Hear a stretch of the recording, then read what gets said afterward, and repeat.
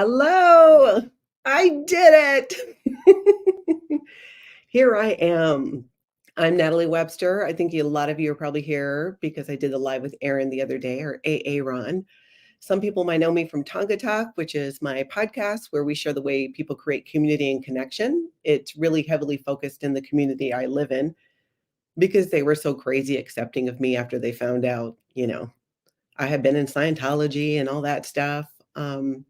I've created a great community out here and have been supported by some really, really great people. But I have to say, the biggest reason I decided to do this channel, because on my podcast, Tonka Talk, on Fridays, I share my story. I think to better help people understand why I love sharing community and connection. And Aaron had reached out and we went ahead and did the live, and I still wasn't really thinking I would definitely do a YouTube channel. But after seeing all your positive comments and interests, I honestly I wasn't sure anybody would really be interested. Thankfully, I have some really good friends, and one in particular, a woman, Kelly, who I work with and adore, and is a very good friend of mine, has been super encouraging about doing something like this and writing my book. So here we are. I want to answer some questions that I got in some of the comments on Aaron's channel when we were doing that live. But before I get to that, I just want to thank all of you, truly, everybody. If whether you're still in Scientology and watched, you're an ex-Scientologist, or you're a never in. And, I have a very, very, very sweet spot and special place in my heart for those who've been never in, because as someone who had left Scientology and left the Sea Org, I had not, I spoke out about it in the beginning, and mostly because I had to get the church to back off from my family. And I didn't for a while, and the big difference for me is I've never seen so many people who had never been in Scientology supporting people who were in and leaving and sharing these different trauma experiences. Because personally, I believe trauma is trauma, and I really do believe everybody has some form of a cult. It might not be exactly like Scientology was, but whether that's a controlling relationship or addiction or, I mean, outright cult. I've heard of so many different ones, and I think I'm as fascinated by the subject as anybody else is. I love watching all the cult shows on, Netflix, Prime, you name it. In fact, if you have some favorites, go ahead and post them in the comments. I may have seen them, but I always feel like I miss some, and I seriously, I'm obsessed. Especially I really enjoyed some of the Mormon ones, and I know it sounds weird to say, I really enjoyed that cult stuff. But I did because I think I can relate so much. But yeah, please do put them in the comments. Thank you for being here. Thank you for your support and your kind words. I do a podcast and other things, but not really stream live on YouTube. This is fairly new to me, and I'm using a different platform I haven't used before. And I'm managing it all right now at this moment on my own. But I'm going to see if I can figure out like the comments and the talking and the questions. It's great to see all of you. So let's see. I'm going to go through and see if you have any questions right off the bat, because otherwise I have a site too. I have a list of comments that questions I took from the comments on Aaron's channel. Casey, congrats on your new channel. Are you planning to move your personal Scientology videos from Tonka Talk to this site? I haven't gotten a chance to watch them yet. That's a good question, Casey. For the time being, you know what? I might. The Friday episodes, that might not be a bad idea. I don't know. Part of me with the videos, I just kind of want to start new with them as well. So I think I'm going to noodle on that one and see. I will continue to do the Friday episodes on Tonka Talk because with that community and people who follow that podcast, I think it's an important part of why I love to share community and connection, because I'm so dang obsessed with the topic, because I was so shocked and continue to be shocked by how people will come together and support you, and how people go out and work hard to create community and create connection. I'm just amazed by it after almost a lifetime of the opposite. That was one thing. There weren't many times in Scientology where I really felt like I knew I was part of a group, but I didn't have a lot to compare it to.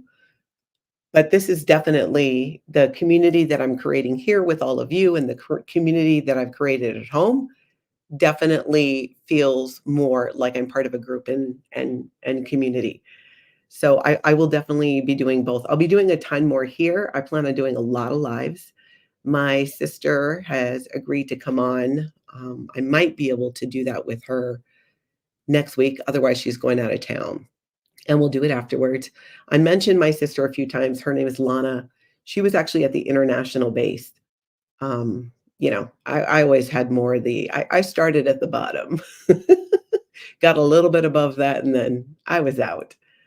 But she was at international management, and her stories, it's crazy and heartbreaking as well. She has shared some of it on the podcast, but I really want to do a deep dive with her. And interestingly, we've never done that. We haven't sat down. We've talked about some things, but really, we've never really talked a ton about our own personal experiences in the Sea Org. And we've talked a lot about life afterwards and how, sometimes your Sea Org slides in or your Scientology slides in and you got to kind of reorient and go, okay, maybe that's not the best response. But I'm excited for her to meet all of you and see and feel the love out there. So thanks, Casey.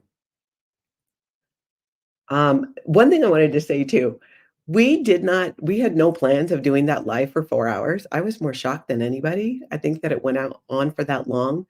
I had put my computer was on, the big screen, so I couldn't see the clock. My phone was turned down.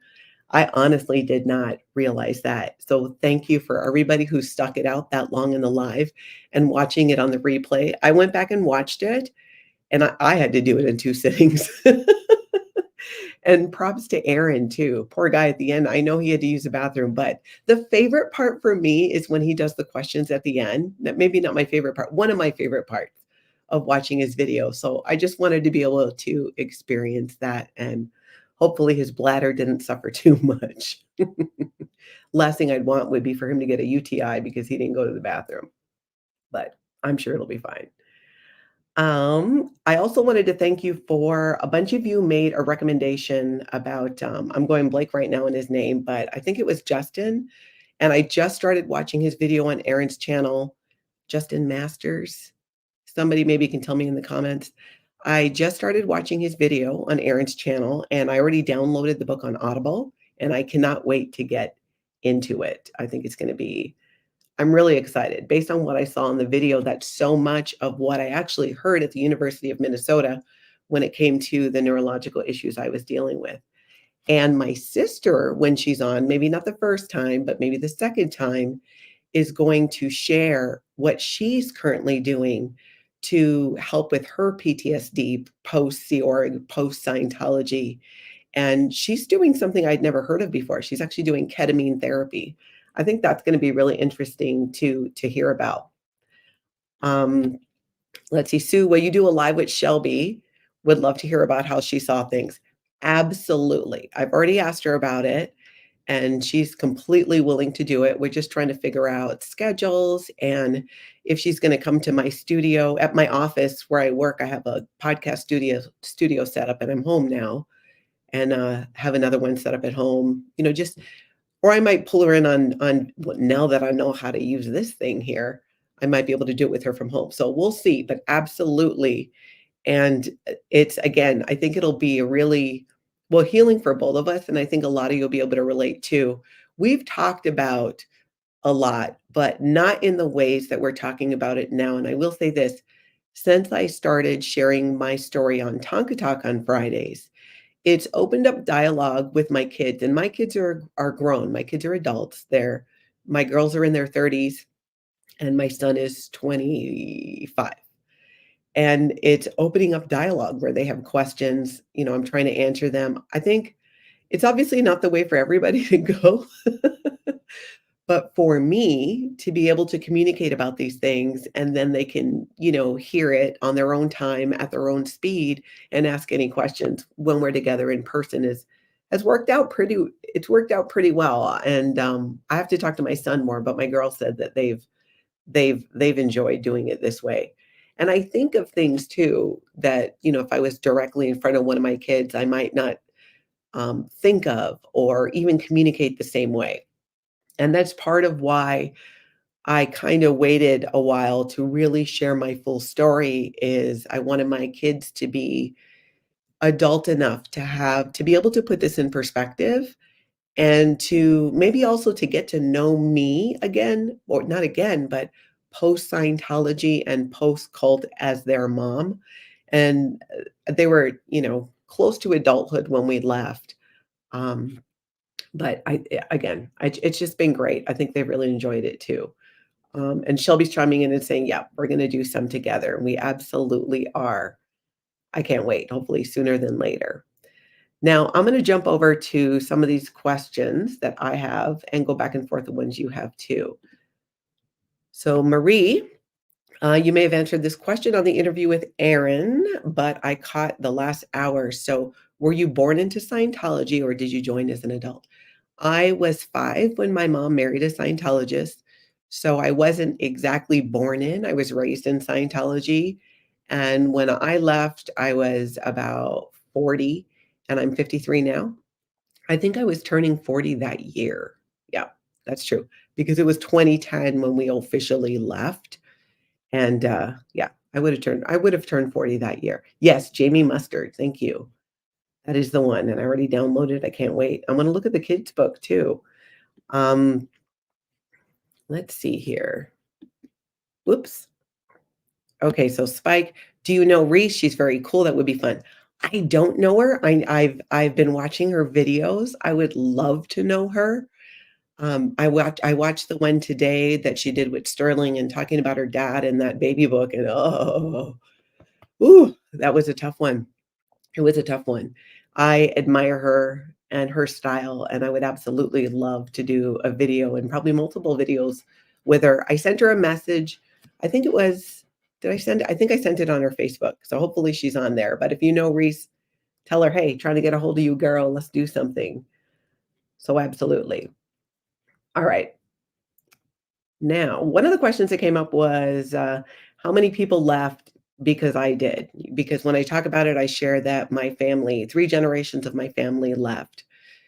I think when I counted, there were around maybe 25, but some of those were not within my family. There were actually 2 other families who left when I did, and this is how it went down. When when I let the church know that I was gonna be leaving, they do what they do. They create a whole file on you that includes some of the things you've done, but it also has things that are absolutely untrue. They put that together. They call it dead agenting. They're going to dead agent me.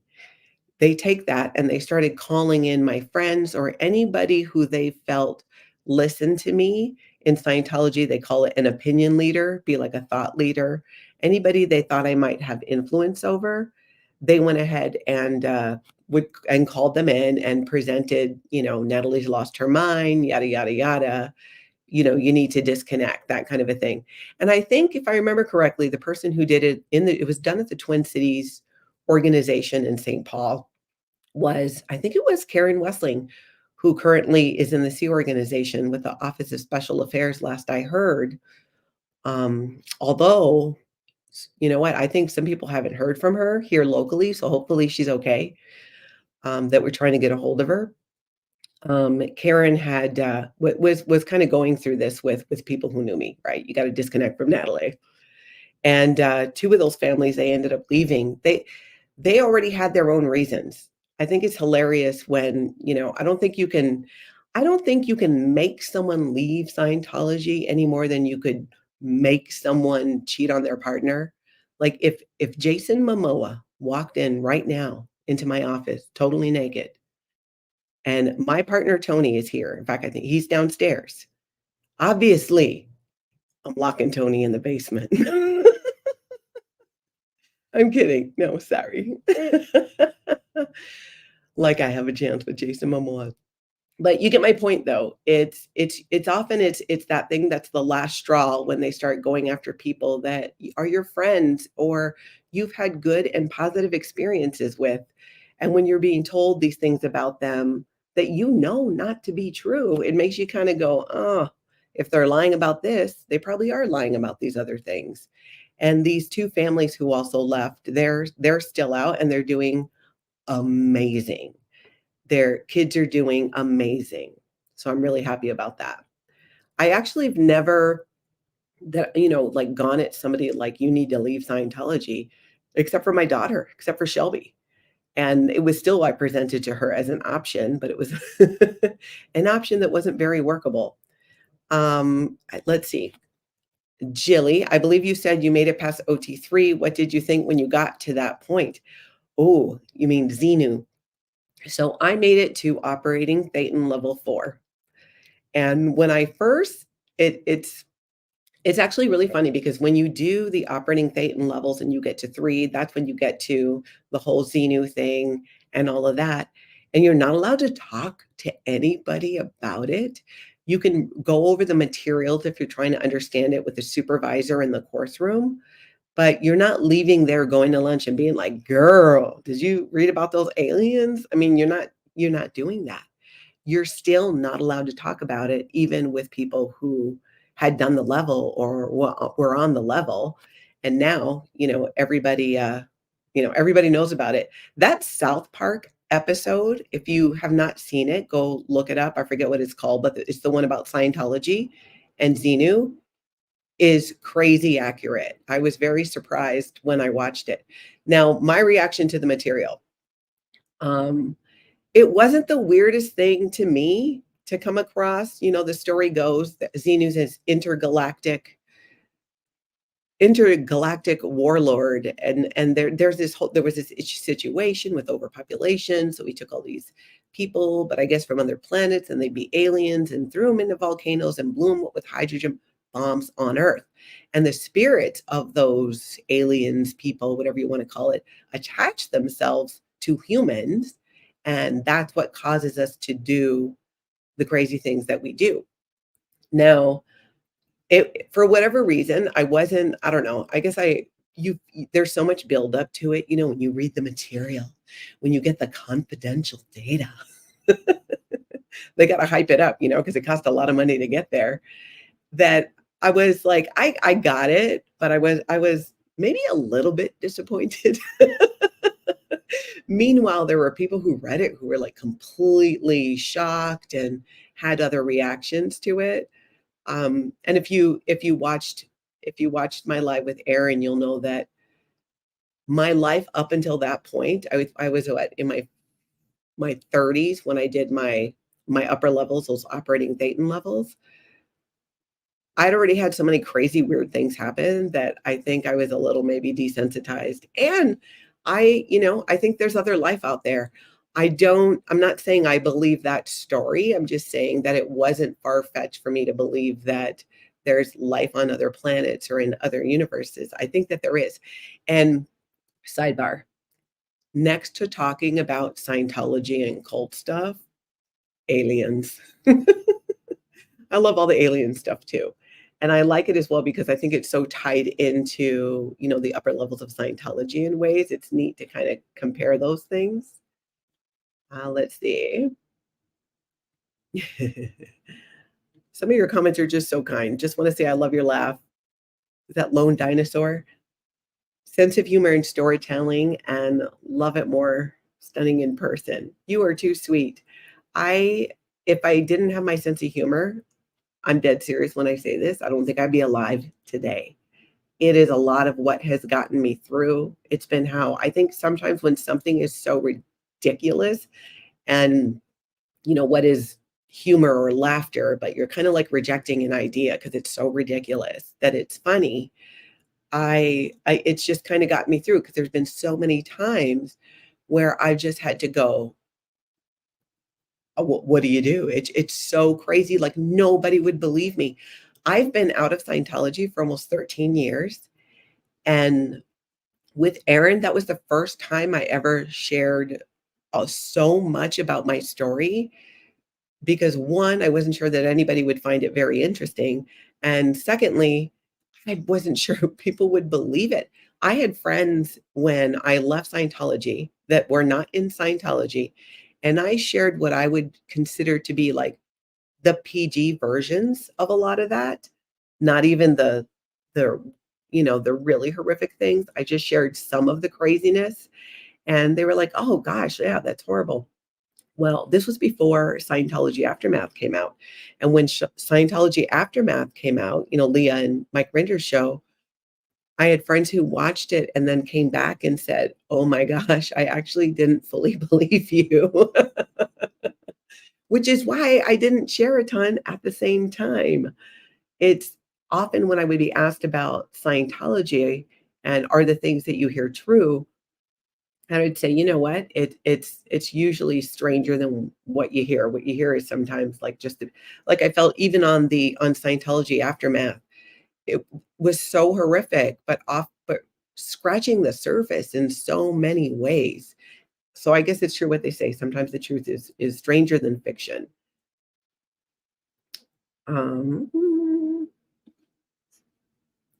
Jilly, trust me, we found your live with Aaron very interesting. You have a great story to tell. I listened the whole time glued. Thank you so much.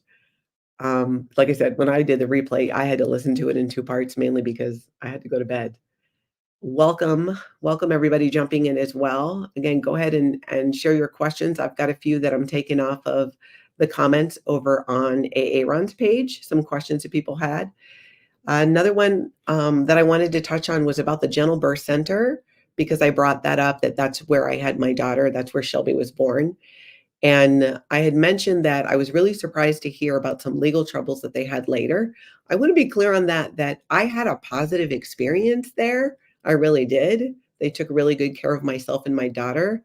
I was back, at in our birthing at the base hours after, but if you know about kind of more natural birth or even a home birth at a birthing center, that's not that unusual. But I had a great experience, so I'm not knocking her at all. I was just surprised and shocked over reading about those legal issues. And again, I didn't deep dive into it enough to know even completely what it was about. I knew that it involved the death of a few children, and of course a few, 1, 2 is too many. But when you look at the numbers of the births of how many they deliver, and you compare that even to a hospital and how many babies are lost, I don't think it's that off. So I just wanted to be clear that I had a good experience there. Let's see if you have any more questions in the chat. Otherwise, I'll keep going on my list. I'm rolling, rolling. Do I know? Let's see.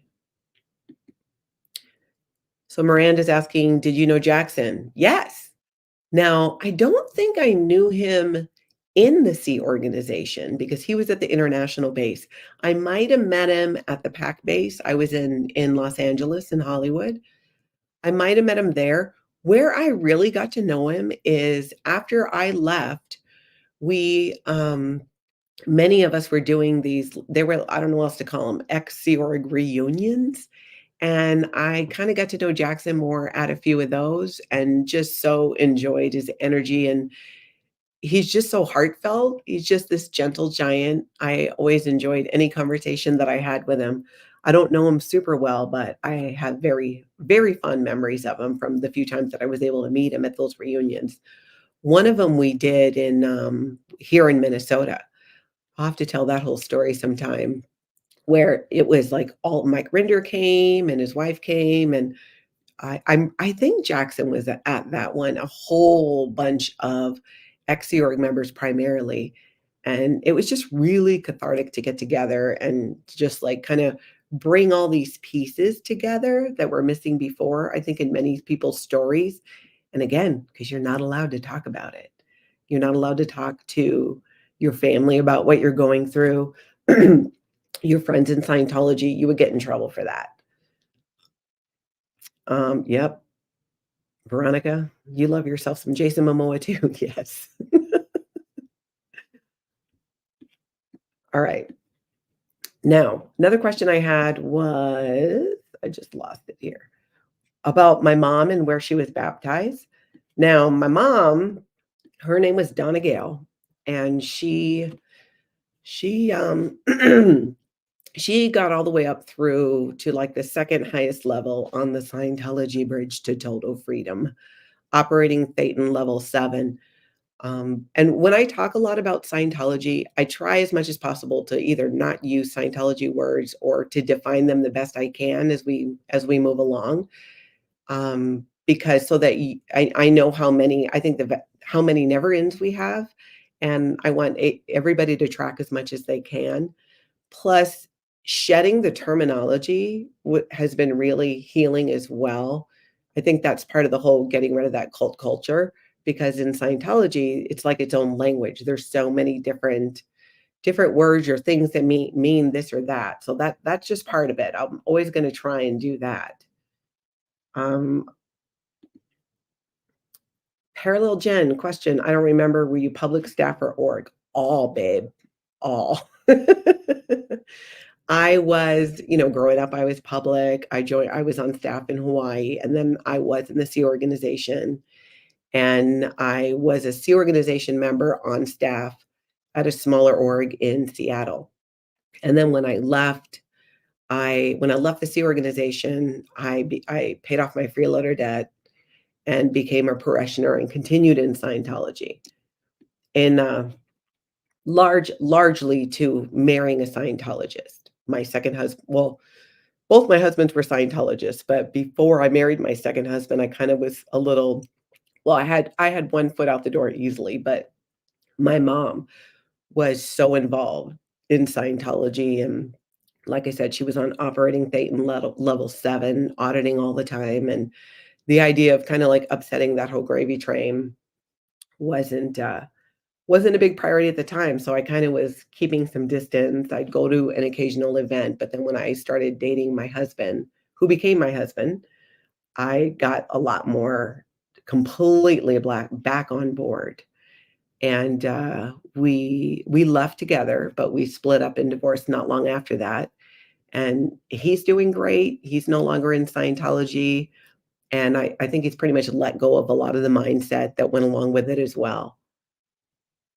Let's see. Keyboard warrior. Oh, I love that. Question, was your partner in Scientology as well? My partner now, no. I've been with Tony for about 10 years, and he has never been in Scientology. He's a never in. And in all my years, I think I mentioned this too on the live, I've only dated 2 seriously dated, 2 non-Scientologists, and Tony I've been with for the last decade and plan on spending the rest of my life with him, but not married. We are very much enjoying living in sin, as some might call it. I was married twice before. I think it's a beautiful thing if that's what you wanna do, but we've just really been enjoying kicking it and living together and creating our life, and there's something for me about loving the idea of that there's no legal obligation. I'm here by choice. Not that a legal obligation keeps anybody in a marriage. I mean, I've been divorced twice. Let's see. Well, that's interesting. Lena on me, not attaching the terminology of the organization is important to JB Mustard also. Oh, he said he doesn't want that place to identify who he is. Can't heal saying those words all the time. That makes a lot of sense. I can totally see that. Sometimes if I'm talking to my oldest, Shelby, who was of my 3 children, the one mostly in Scientology, who spent the most time as a staff member or doing services in Scientology. Um, yeah, Shelby more than the other ones. But if Shelby or my sister, I'm trying to explain something, and I know what the Scientology words are for it, I'll just say, "Hey, okay, I'm just gonna use Scientology words to explain this," and, they get it right away. It's almost like, I don't know, pig Latin, but something you understand together. But I also, in my day-to-day, and even in doing this, I would prefer to use other language. I also need to learn other language because much of what I went through the experience and some of the effects and things I deal with today, I only know, I can think of that in Scientology terms, which does not help at all. Um, but learning the correct terminology in terms of in counseling or in therapy to identify these things, and maybe some of you can relate, if you've ever gotten a diagnosis for something, and then you learn more about it, and you're like, "Oh, yeah, that makes sense." And when you can use the words to identify what you're going through, sometimes just that alone is so helpful. I found that to be the case for me, so I'm still really learning a lot about that. Um, I also wanted to point out when I talk about, especially if I'm talking about Scientology and I'm telling a story or referring about Scientology and counseling, I'm talking about Scientology auditing, but I'll call it Scientology counseling. I probably should preface and say Scientology counseling. I'm completely pro therapy and counseling outside of Scientology. It's Scientology auditing or Scientology counseling where not my bag. Yes, learning and loving for sure. Born Ancient. I love that. I love some of your names. That it's just so cool. I'm so glad I've caught you live. Thank you for continuing to speak out. I appreciate your honesty, humility, and strength. Looking forward to hearing more from you. Your content and you are so valuable. That is super kind. Thank you very much. A lot of times, strength is not a word that I would use to describe myself sometimes. Delusionally helpful, delusionally confident, maybe. I think it's really, and remember, I've been out, I've been away from Scientology for 13 years. The last 10 years after my divorce, for me, that was really kind of closing the door on Scientology. And in that time, my point of view has changed so much on so many things, and just being able to look at it today over a decade down the road and see it, like I said earlier, seeing it through the eyes and the mind that I have today and the perspective and the things that I've learned looking back on it today.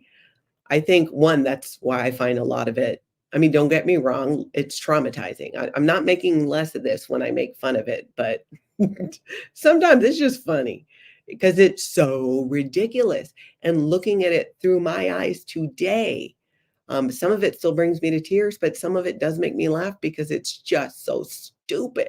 So stupid. Stupid and ridiculous sometimes that it just blows my mind. The sassy sister. Ooh, I like it. What were some of the biggest struggles leaving the Sea Org? Education, finding employment, finding housing? Oh, that's a really good question. Now, when I left the Sea Organization, I was already in Seattle at a Scientology organization there. So I was there because I refused to abort my child. I wanted to have my baby. Both my husband and I did. We both wanted her. And so if you have a child, today I don't know what the rules are, but this was 1990. And if you have a child in the Sea organization, you are sent to another organization unless they can convince you to have an abortion. And they put a ton of pressure on women and their partners, primarily more the women to do that, but the partners as well. A ridiculous amount. There's a lot of stories on it. I've shared that I've talked about it with the Tampa Bay Times, so did Claire Headley and some other women sharing those experiences.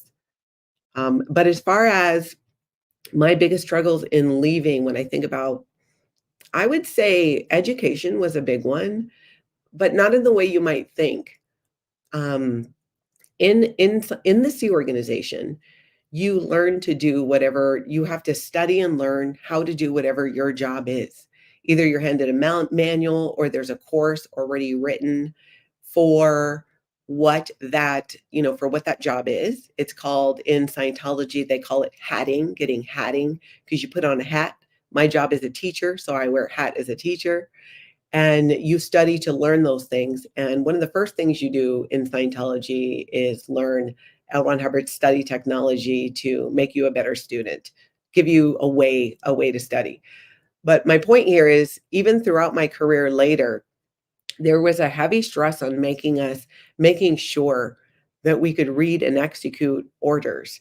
There was a gigantic course, and if you were in Scientology, you would know the Key to Life, which for many took years to do because you would go through a book like this big and learn every common word in the English language, all the definitions of is, the, of, and everything, so that you could, give orders that could be clearly executed and you could get it and execute it without variation, without altering it.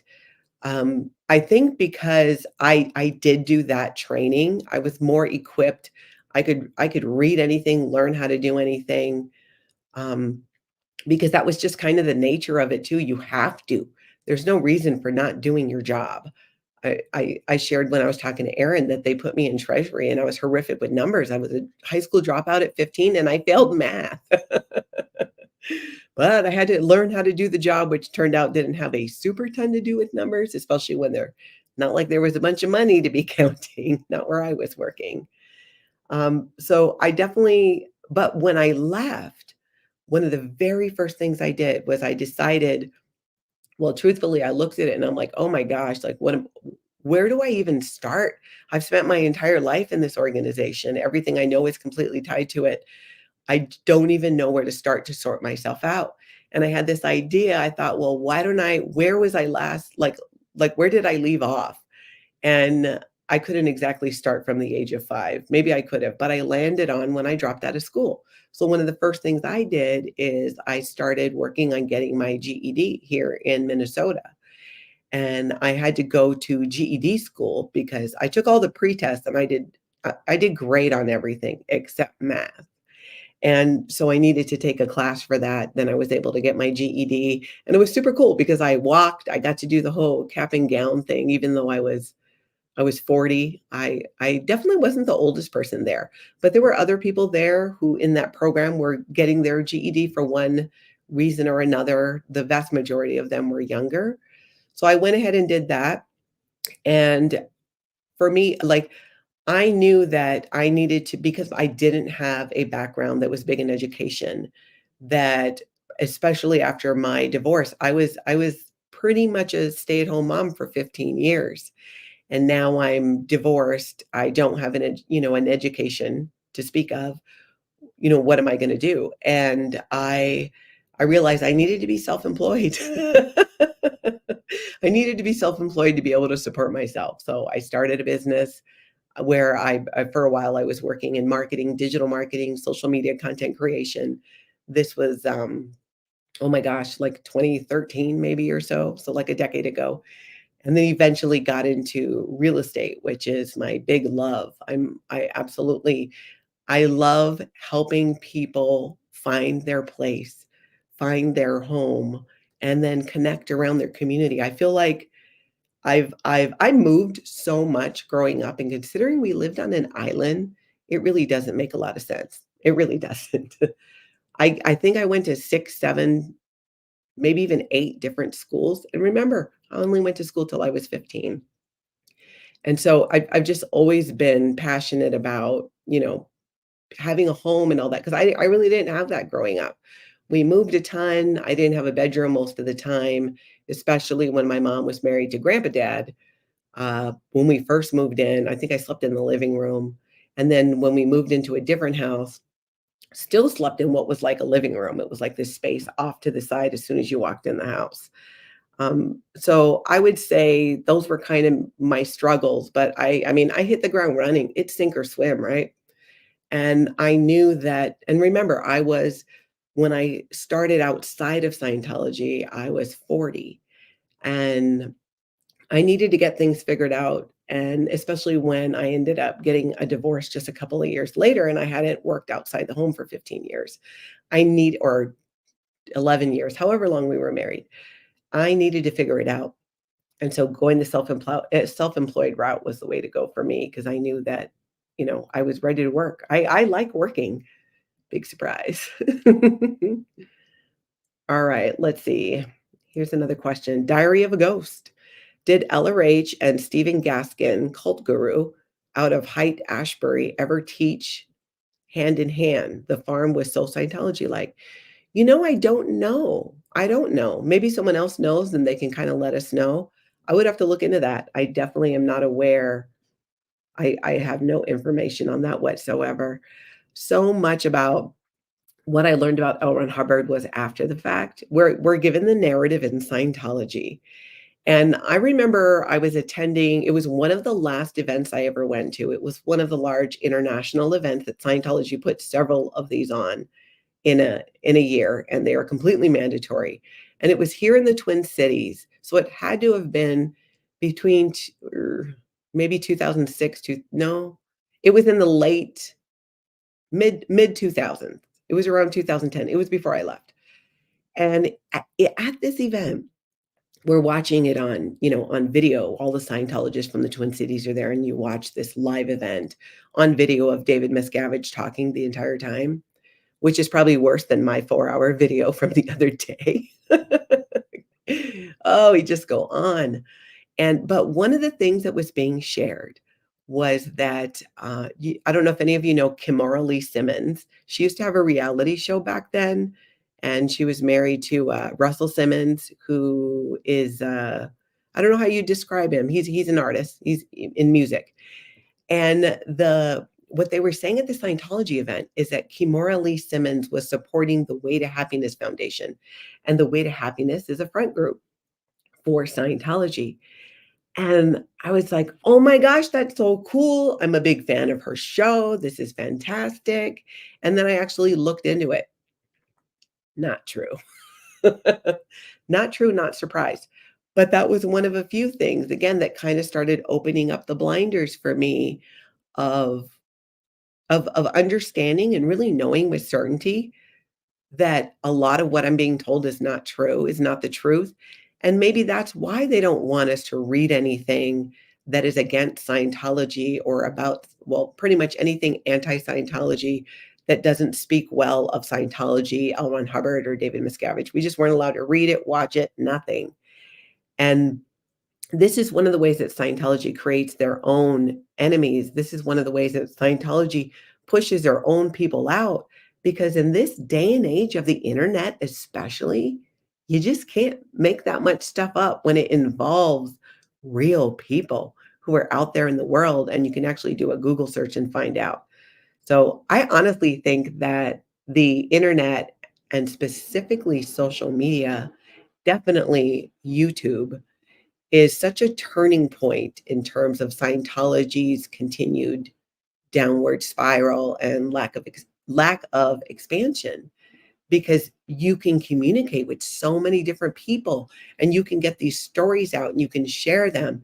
And when I was a closeted, under the radar Scientologist, just hiding downstairs in my basement, secretly reading message boards that had content information from other ex-Sea Org members. Those are the ones I connected with because that's kind of where I came from, but ex-Scientologists as well. And they're talking about the things that I saw and validating that those things were true. And that is really where that helped me, because you were so afraid. At least I can only speak for me. When I wanted to leave, one of my fears, what if they're right? What if my life does fall apart? What if it's true that I can do nothing else but work at McDonald's? That's the kind of stuff they tell you if I leave Scientology.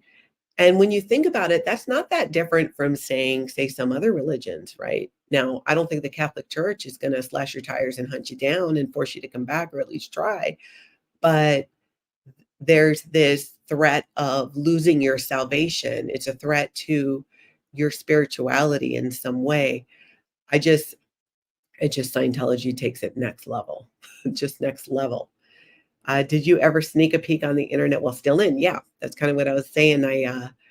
For probably 2 years, I was looking and reading on the internet, because from the moment that I decided, like really, really decided, which was in November 2008, and it was during that mall shooting. Um, I was in Seattle visiting friends who were Scientologists, and my goddaughters at the time, sadly, they haven't spoken to me since I left, and they can't, and I still love them dearly. That gunfire broke out. I grabbed the girls. We ran to the back of this Journey store. This again was in 2008. And while I'm back there, I'm thinking, oh my gosh, like, well, for one, I didn't run out of the store. A lot of people ran out of the store, but I was thinking, well, that's where the gunfire is coming from. And in every zombie movie I've ever seen, you got to shelter in place. You got to hide somewhere, not run out where the zombies might be. These were the thoughts going through my head when, I heard this gunfire and what was going on. What did I learn from zombie movies? That's my point of reference. And I realized though that if I died, like if something happened to me, the first thing that came to mind, of course, first was my family. Second was I will have spent my entire life trapped in this organization, not doing what I wanted to do fully and making my own choices and creating a life for me. I'd always been watching like a kid with their face up against the window at the donut shop, which I still do today. Looking in at all of these people living what I consider to be these normal lives. Growing up in Hawaii in the 80s, Molly Ringwald movies were all the thing. And just watching the way kids interacted in school, because by then I had dropped out when I was 15. So I never went to prom. I never, went to homecoming or did those things. And watching it and wanting so much to do that and wanting to be somewhere where leaves were falling, because I grew up in Hawaii. I know. I'm sure you feel sorry for me. But I wanted to, falling leaves, the smell of fireplace. And that's why I actually really enjoy living in Minnesota, because I like the change of seasons. But when I was back there during this shooting, before we knew what was happening, I'm having these thoughts. And I just knew then and there, I asked myself, like, if I lost everybody in my life with it, oh, sorry. Oh, and I didn't bring any damn tissue. But, oh, I'm a woman in her 50s. That means I always got tissue in my pocket. If I lost everybody in my life, if my mom never spoke to me again, well, I don't know why that's so upsetting right now, but would it be worth it? And in that moment, it was. I decided then that no matter what happened, what it meant, I mean, my plan was to work with them and, leave with my family, which ended up happening, but I didn't know at that time if that would happen. But I needed to decide for me. I needed to know for me. I had to be willing to put on my life jacket and jump off the boat. It was like the Titanic sinking. The music is playing, and if I put my life jacket on and I run and I jump, I might make it. And oh,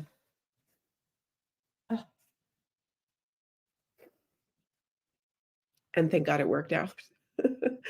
But I made that decision then, and it took me 2 years.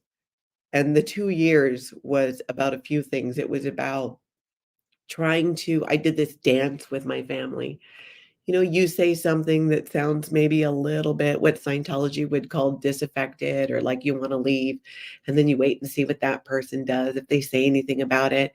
And one day, this was after the Tampa Bay Times article came out, where it was Mike Rinder, Marty Rathbun, all these senior Scientology executives. Thank you for all the hearts. All these senior Scientology executives that we knew and respected, but wondered where they were, because by then David Miscavige was pretty much doing the David Miscavige show at these events. There weren't really other speakers like there used to be. We we I always like back then, like, I wonder why no one else ever asked that. We never talked amongst ourselves. I don't recall anyone really asking, where Executive Director International is, where these other people are at these events. Not where I was anyways. Oh, I need to get a fan in here. The crying's making me hot and sweaty. Anyways, I completely lost my train of thought with that one. But to answer your question, I did sneak a peek on the internet, but not until I was already making that decision that I was gonna leave. And then I did the deep dive, and that's when I was hiding in my basement with the computer. And then clearing my history, because what I wasn't ready was for my husband to leave me. I knew that that was a possibility, But I thought, well, let's get some things in place and see. And one day he came to me and he had seen the Tampa Bay Times article about the senior executives leaving. And he asked me about it. And so in that moment, I knew if he read it, which he did, that it would be okay to probably talk with him about it. So we started talking about it little by little. And that's kind of how it started, how it all kind of came together, where I was actually able to leave. And then I needed to get my daughter out. Shelby was training in Florida to work at the church in St. Paul, and I needed to make sure that she was home because she had turned 18 while she was in Florida.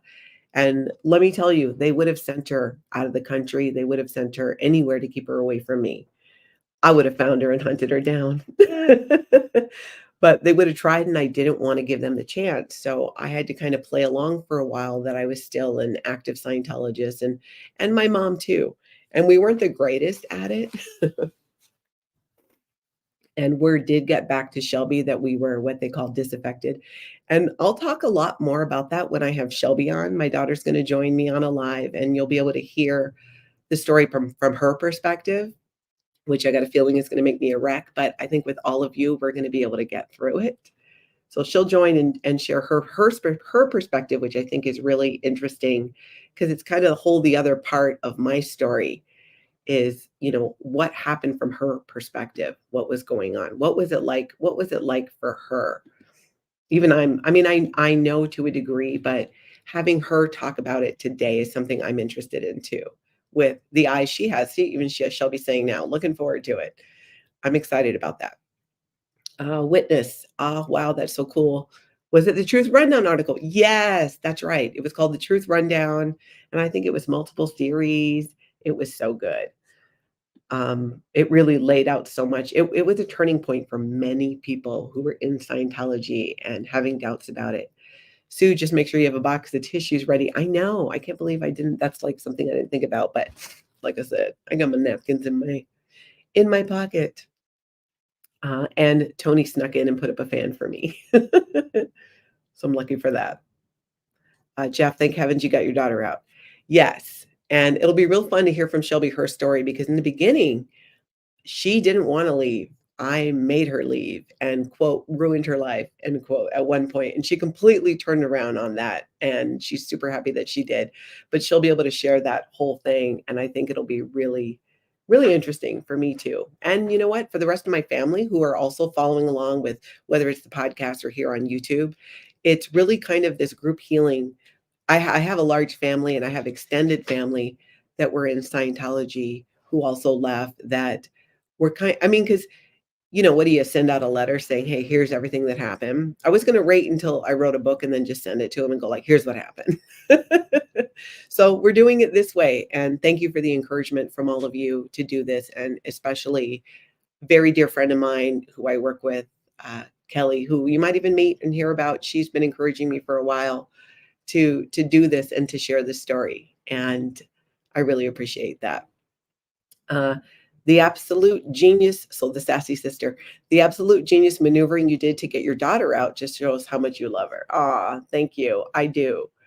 Um, it's, I think, a common, what, even if you're not in Scientology or you never in Scientology and you're a parent, parenting is hard. The self-doubt is huge. You're constantly doubting yourself sometimes on, am I doing the right thing? Am I pushing hard enough? Am I not pushing enough?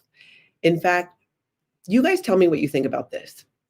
I want to do a live, and I think I would like to do it with Aaron. I haven't even talked to him about this yet.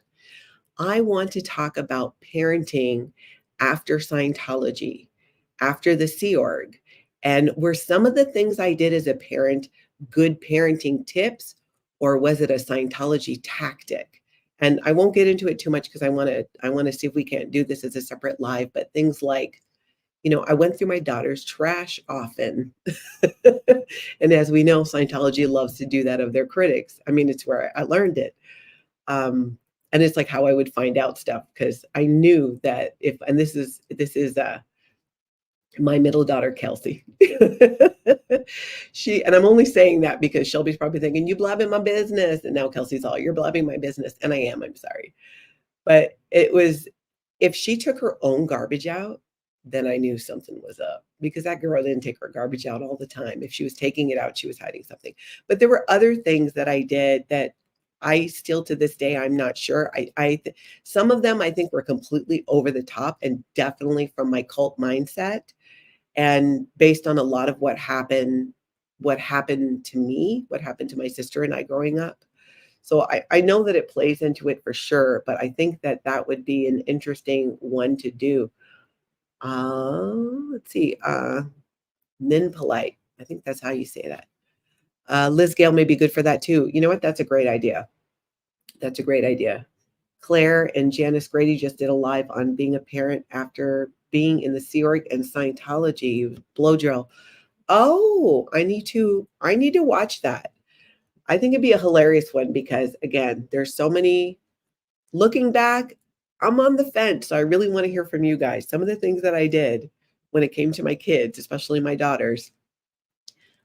On one hand, I'm like, ooh, that's some like, OG parenting there. And then on the other hand, I'm like, oh my gosh, that's so culty. And but I'm not, I'm kind of confused about it. I think some of that I haven't fully processed yet. So I want to do it and I want to hear what you all think. It'll crack you up. Liz Gell is amazing. I've seen a couple of her videos and I absolutely adore her and love how she shares her story and how she shares. OBG Foster, my mom had no boundaries. Yeah, very common. But then I also know I've met, other moms outside. Well, you know what? I haven't had too many moms outside of Scientology cop to some of the stuff that I did. But I've heard from other kids saying, oh, my mom was over the top, or, I didn't have any privacy, but I wasn't always sure what that meant, like how far they take it. So OBG Foster, you got to give me some examples so I want to understand more when you say she has no boundaries, what that looks like. And maybe they'll help me figure it out. And let me know, was your mom in Scientology or not in Scientology? Kelly C., you said you have no boundaries, but what about trust issues? Ooh, the whole ratting and snitch culture could really F a person up. Yes, it can, and it does. I got to kind of think for a second because I would say when I say I have no boundaries, I think it's more, I don't have many of the boundaries that maybe the average person has. My boundaries are further out and they don't work for everybody. And sometimes they don't work for me. And I've had to learn like, oh, okay, I do need to have this boundary here. I had to learn about that. So I have more boundaries now, but to be completely honest, I don't see myself changing in that regard as far as where I am today too much because I kind of don't care. Not that I don't care. I care about people and I never want to intentionally cause anybody harm. And inadvertently, sometimes I might say something and it might come across as being harsh. And that's not what I mean. And I have a bit of a twisted sense of humor and it just kills me if I ever were to hurt anybody with that. That's not what I want. So I try to make up for it in other ways because I'm not great at, always saying the right thing. If I go to something, especially for work, and there's, a lot of people, I love that. And I love meeting people, but I'm not satisfied to just stick with the chit chat always. I'm truly curious about people and what makes them tick. And that's where I think I lack boundaries is I'll ask them questions, but I've learned to preface it now with, if it's okay for me to ask, or you don't need to answer this, but I was curious and then ask the question. So I guess that's growth. As far as trust issues, I oddly I can only speak today. I mean, earlier, even when I left the church, I struggled big time with trust issues, hugely. Today, and only very recently, I would probably say in the last year, maybe even 2 years, but probably close to the last year, I've let go of a lot of those trust issues because I know that I'm the only one who can make me happy. I know that I'm the only one who can make me whole. I have people in my life who complement it tremendously. My partner being one of them, my family, absolutely. So if someone does something that betrays my trust, today I try and look first at what happened, like what, especially if it's somebody who cared about me. And I've had a few friendships go south over the years. But I also recognize that, sometimes people are in a different season of their life and you don't always know what they went through. And sometimes I did that might cause them to show up that way and do what they did. And I'm not saying like it's okay or I'm making excuses for other people. It just means for me that I don't need to react to it. I don't need to change who I am. If someone wants to have an opinion about me or say things to break my confidence or otherwise, it's that's their opinion and how they see it. And even if it were true, I'm like, well, it's not like I never get embarrassed, but obviously, as you heard from the other day, not by much, because I believe too that everything is a learning experience. So whether I'm messing up or I'm experiencing something that's like, this is not, not like a lot of what happened in Scientology. If I can learn something from that, then I don't feel like it was time wasted. If I can just take something from that pain, what did I learn from that? And it helps me to avoid that in the future. So I'd like to ask my family if they think I have some trust issues. That's actually, from my perspective, I don't think it's any more than the average person. But I will say this, where I struggle or where I feel a little, like maybe I don't, well, I'll just give you an example. Like on an airplane, and this might have something to do with if you listen to my earlier live, and I found out that, I shouldn't be yelling SA all over the place on a video. So I will say SA. When I had that experience, um, it made me weary of you know what? I learned not to say so much. And that is a boundary. That's something I learned. It's okay for me to not tell somebody what my plans are. It's okay for me to not tell someone where I'm going, who's picking me up, those things. That is a boundary that I learned through that experience for sure. And that is a boundary that I wasn't allowed to have, especially when I was in the Sea Org. There's I mean, you've probably heard a million examples of that. I mean, there's no privacy, there are no boundaries. You have to become a chronic oversharer and you're just indoctrinated to, just tell the truth. And not that I'm not saying telling the truth is a bad thing, that's a good thing. And that's part of why I like sharing what I shared because it's the truth. It's the truth for me and I'm able to look at it and see it in different ways, and it loses power every time I'm able to speak that truth.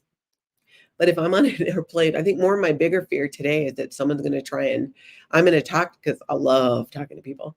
I'm going to talk to someone and they're going to try and, get me to sell Amway or become a sister wife. That's really more, I think, but it doesn't stop me from, you know, meeting new people and all that. The whole ratting and snitching culture thing too. That's the other thing is and honestly, this lesson, I wouldn't even say I learned in my time in the cult. I think I learned it afterwards in my line of work over the years. If you don't want something all over the front page of the paper, you're probably better off just not saying it at all.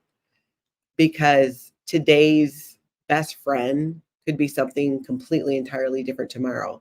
And you want to think people will hold your confidence, but not always. So that does happen. When people are hurt, they sometimes do things that are, because they're lashing out, but it's coming from a place of pain and hurt. And if you take that same person in a different situation, they might not have said that or broken that confidence or done those things. So I think stress in these circumstances make people do some crazy things. And the Scientology and the Sea organization is no different. There's a lot of fear. There's fear that there's policy in Scientology. L. Ron Hubbard said that if you don't report on somebody for what's considered out ethics behavior or immoral behavior that doesn't fit Scientology rules, that you are guilty of it. So if you're not reporting it, you're guilty of it and you will be held responsible for it. So it encourages this culture of ratting and snitching and reporting on people. And I think that often you think that you're doing it because you're helping that person. I've seen this often when it's like someone who was a family member in Scientology, and one person, or say you have a couple, and one wants out and the other one wants to stay, and there'll be a disconnection. Parent, child, child, parent. Someone decides that they're going to disconnect because it's like you can't. Again, like with pregnancy, like it's catchy or something. But they're doing it because they think it's going to help you come back to the fold, because that's something that L. Ron Hubbard says and teaches, that if you declare someone with a proper label, like a suppressive person or someone who's considered a potential trouble source, that it leaves the door open a crack for them to come back. And that is the hope. And I liken it to also, like, if you're even other religions and Christian religions, some of them practice disconnection or shunning, but some of them, that threat's still there. If you don't, follow these morals and rules, you're not going to heaven. Or if you're going to leave the church, we're going to turn our backs on you. Because ultimately we hope that will put pressure on you and you'll come back and you'll be spiritually saved. I think any form of that is manipulation and manipulative. But yeah, ratting and snitching is such a huge, huge part. I think today too, and I think some of it is just being my age, being 53 and living some life too, and doing a lot of what I've done for a living, when I used to be in radio and even with podcasting and stuff. It's when you put yourself out there, and I used to write a column for a local paper, you open the door to criticism. If you're talking to 5 people a day, maybe one of them has got something to say about you. If you're reaching thousands or hundred thousands of people, just statistically, some of them are going to have a problem with you. So it's not, not everybody's bag of tea. And I think it's, what I try to do is be okay with that. Let people be who they are. And if they can't let me be who I am, that's okay, because I still can show up as who I am. It's not dictated by their behavior or what they do. That's what I try to do. Sometimes I just go outright, I'm just going to be a bitch about it.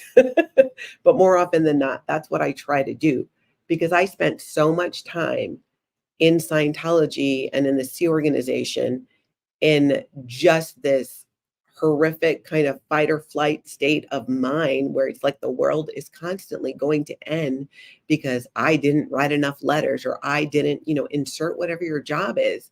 That's just not the case. And I don't want to live my life or each day being under some kind of threat of whatever. If you want to threaten me, or I get situations, we all have to live in the world and just manage life. But if you get too caught up in that and forget about, hey, let's not forget why we're all here. And to me, it's to learn and to have experiences. You lose out. Those good things are gone. You're not looking for them anymore. You're just looking more at all of the things that are making you miserable. And so, because I spent so much of my life there, I try as much as I can to put my focus and energy into what I want versus what I don't want. And part of that too is sharing all of this here and chatting with you and continuing to share my story too.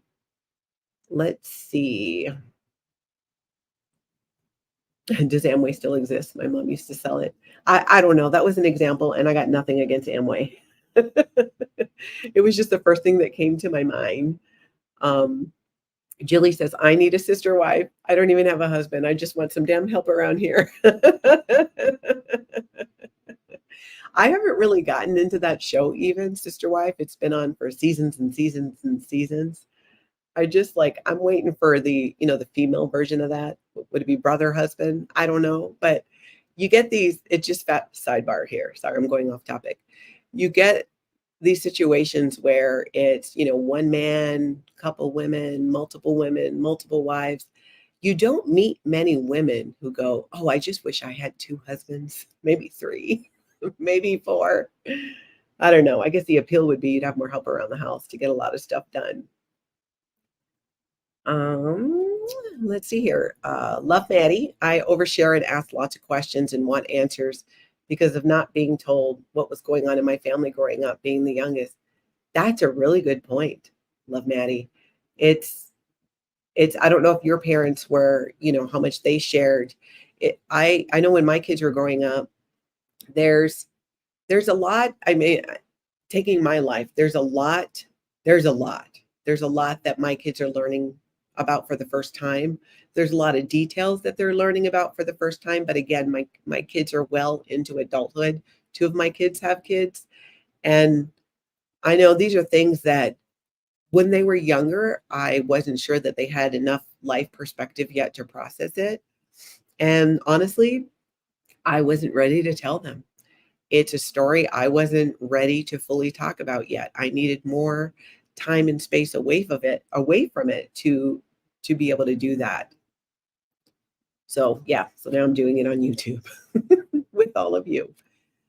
Question, were you declared? I can't remember if you discussed. Yes, absolutely. I was declared a suppressive person. I don't think I ever got a copy of my declare. I think I was shown like what it would look like. I had two Sea Organization members fly out to Minnesota to meet with me when the crap hit the fan about me leaving and my family. And they worked really hard to try and convince me that, staying was the right thing to do and handling my disagreements and blah, blah, blah, blah, blah. I showed up for the song and dance because that was my moment to be able to kind of get some closure. It was like a breakup. You need that closure when you break up. You can't just I didn't want to just ghost them. I'm that bitch. I'm going to let you know. And apparently they didn't want to ghost me either. So we sat down. I don't know that most of what I said made any type of impact because I also thought I tried to word things in a way that didn't come across with so much animosity and anger because that's what they expect. And that's also what they're trained to confront and deal with. So I knew communicating in that way doesn't get through to anyone. I don't care whether you're in the Sea Org or not. But with my experience with Sea Org members, and honestly, I think this works with all humans. If you're not coming at them, just all, they're more likely to at least hear the words that you're saying. And it was important to me that they heard the words that I was saying. So when I was communicating with them, it was almost even more like this about what my disagreements were. And I just kept it really like we were talking about, the designs I wanted done in my house, which one through them, which, okay, if I'm being totally honest, I like that. I'm not going to lie. And whatever. This is what I did. It's sometimes to throw a Sea Org member off their game was like a sport, especially when I was going through the process of leaving. Excuse me. Oh, nose is running. And dealing with, multiple people coming at me, coming at my family. There's a lot that I had to do that I'm going to get into more detail with when we have Shelby on to go ahead and talk about what it really took to get her out. I talked about it with Erin, but there's so much more to that story. It's going to blow your mind. Love Maddie again. I overshare and ask lots of questions. And oh wait, no, we did that one. And you're right. I'm glad that you asked lots of questions. Sometimes I think, oversharing, you're just different. Is it really oversharing? I don't know. What is really oversharing? I've heard this a lot, that I'm an oversharer. I've called myself an oversharer. And that's in like the, outside Scientology world. Because as you guys have probably, especially those of you who have never been in, as you meet and continue to meet ex-Scientologists and definitely people from the Sea Org, there's this tendency, I think, for some to be an oversharer because and this is one I really want you to remember, they've never been able to talk about this. Not with their family, not with their friends. For many, they held on to secrets and couldn't communicate. Or if you grew up in Scientology, even outside of the Sea Organization, and there were things you couldn't discuss. You couldn't freely talk about these things in your own home. And it feels so good sometimes to just have diarrhea of the mouth and just have it all come out. I think it's sometimes it's like it's been stuffed down for so long that you hit the button on the teapot and the steam just comes out. And I'm here for that. I I I I I love people sharing their stories as much as you guys do, and that's why I'm continuing to share mine, because when I was in my basement hiding in the dark on my computer and clearing my history as if I was down there, with some obsessive porn habit, I I was terrified that my husband would find out, and I mean, like I said, I was on the internet for 2 years before I even had a conversation with him. So, I think that overall I'm learning I'm learning boundaries, and I think for me, my boundaries and what I share, my gut check is more just within myself. What I'm getting better at and what I'm working on is making sure that the person I'm sharing it with is okay with it. That's a real hard one for me because I'll just get on a roll. But I've gotten better at kind of stopping and going, "Hey, are you cool with this?" Because honestly, I sometimes I can't tell with people, especially if they're very polite and just kind of smiling. Some people are a lot better at reading people that way than I am. I'm not the best at it. You got to outright tell me what you're feeling, tell me what you're thinking, and tell me what you want from me, and we're good. I don't read between the lines well at all. All right, let's see. Oversharing is a trauma response. I believe that 100%. That makes a lot of sense. I need to learn more about these trauma responses and what that all means. Um, I've heard of that, and I can just think of like, well, it's a response from trauma, but what some of those are. If anybody can recommend any good books too, I'll go back in the chat and see. I'm like I said, I'm reading that one by well, you guys just told me the guy's name. You know who I'm talking about. Justin Master, I think it was. I just got the book on Audible. I'm going to be listening to that one.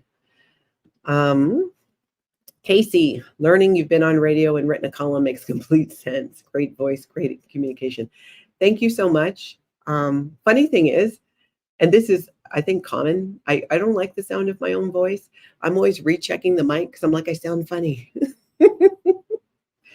I think that's just the way it is. And I've never let it stop me. Just like with singing. Can I sing? No. Am I a talented singer? No. Will I let it stop me in certain circumstances? No, I won't let it stop me. I'll love a good karaoke. Okay, Becca again. Shelby blow drill feels like a troll. Okay, I haven't seen any comments by that person. Wait. Oh, at blow drill. I'm not tracking with this. I'll try and track with that later because I'm not sure who's a troll. Somebody will explain it to me. Remember, Gen X, but I have boomer tendencies. So sometimes you guys will have to explain stuff to me. Oh yeah. Oh, blow drill's not a troll. No, yeah. He's not. He grew up in the Church of Scientology and he has his own channel. Miranda just shared that, and you are correct. I got my old lady glasses on, and I'm still having a hard time reading. That's Jilbo Baggins? What is going on with the Minneapolis org, well, Twin Cities org? I don't know. What I do know this. I do know that hardly anybody's there, that it's still empty. It's this beautiful large building, but it's just empty.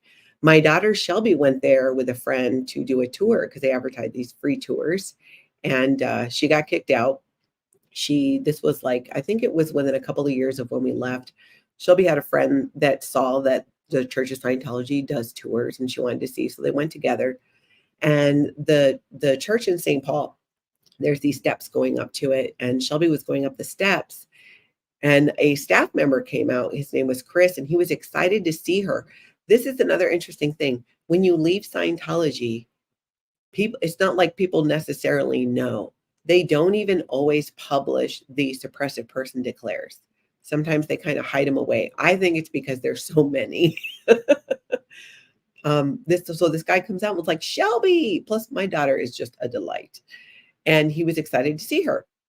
And then following behind comes Karen Westling, who I've told you about before. She's the one who tried to get Shelby to move. She's the one who showed people these hate files on me.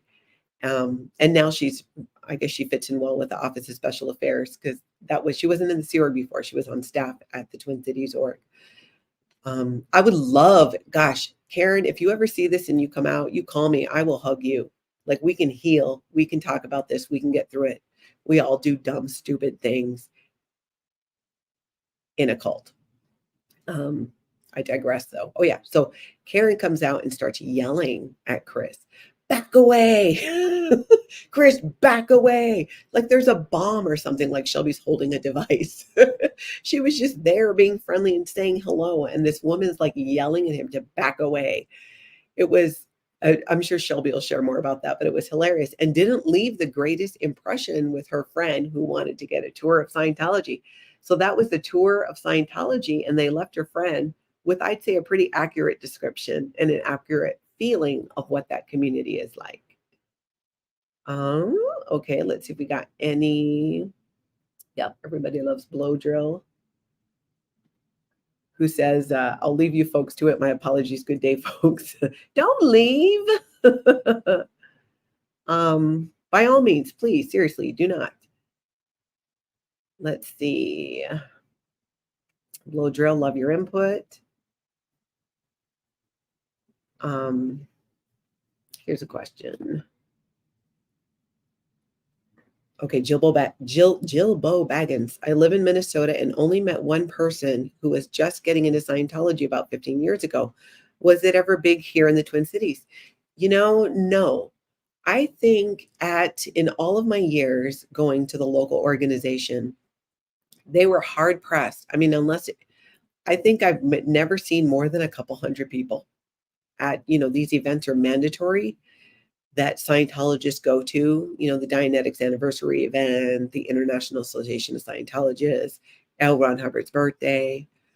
I was really happy when I got to the point where after leaving Scientology, when March 13th could come around and I didn't even think about L. Ron Hubbard. That's his birthday.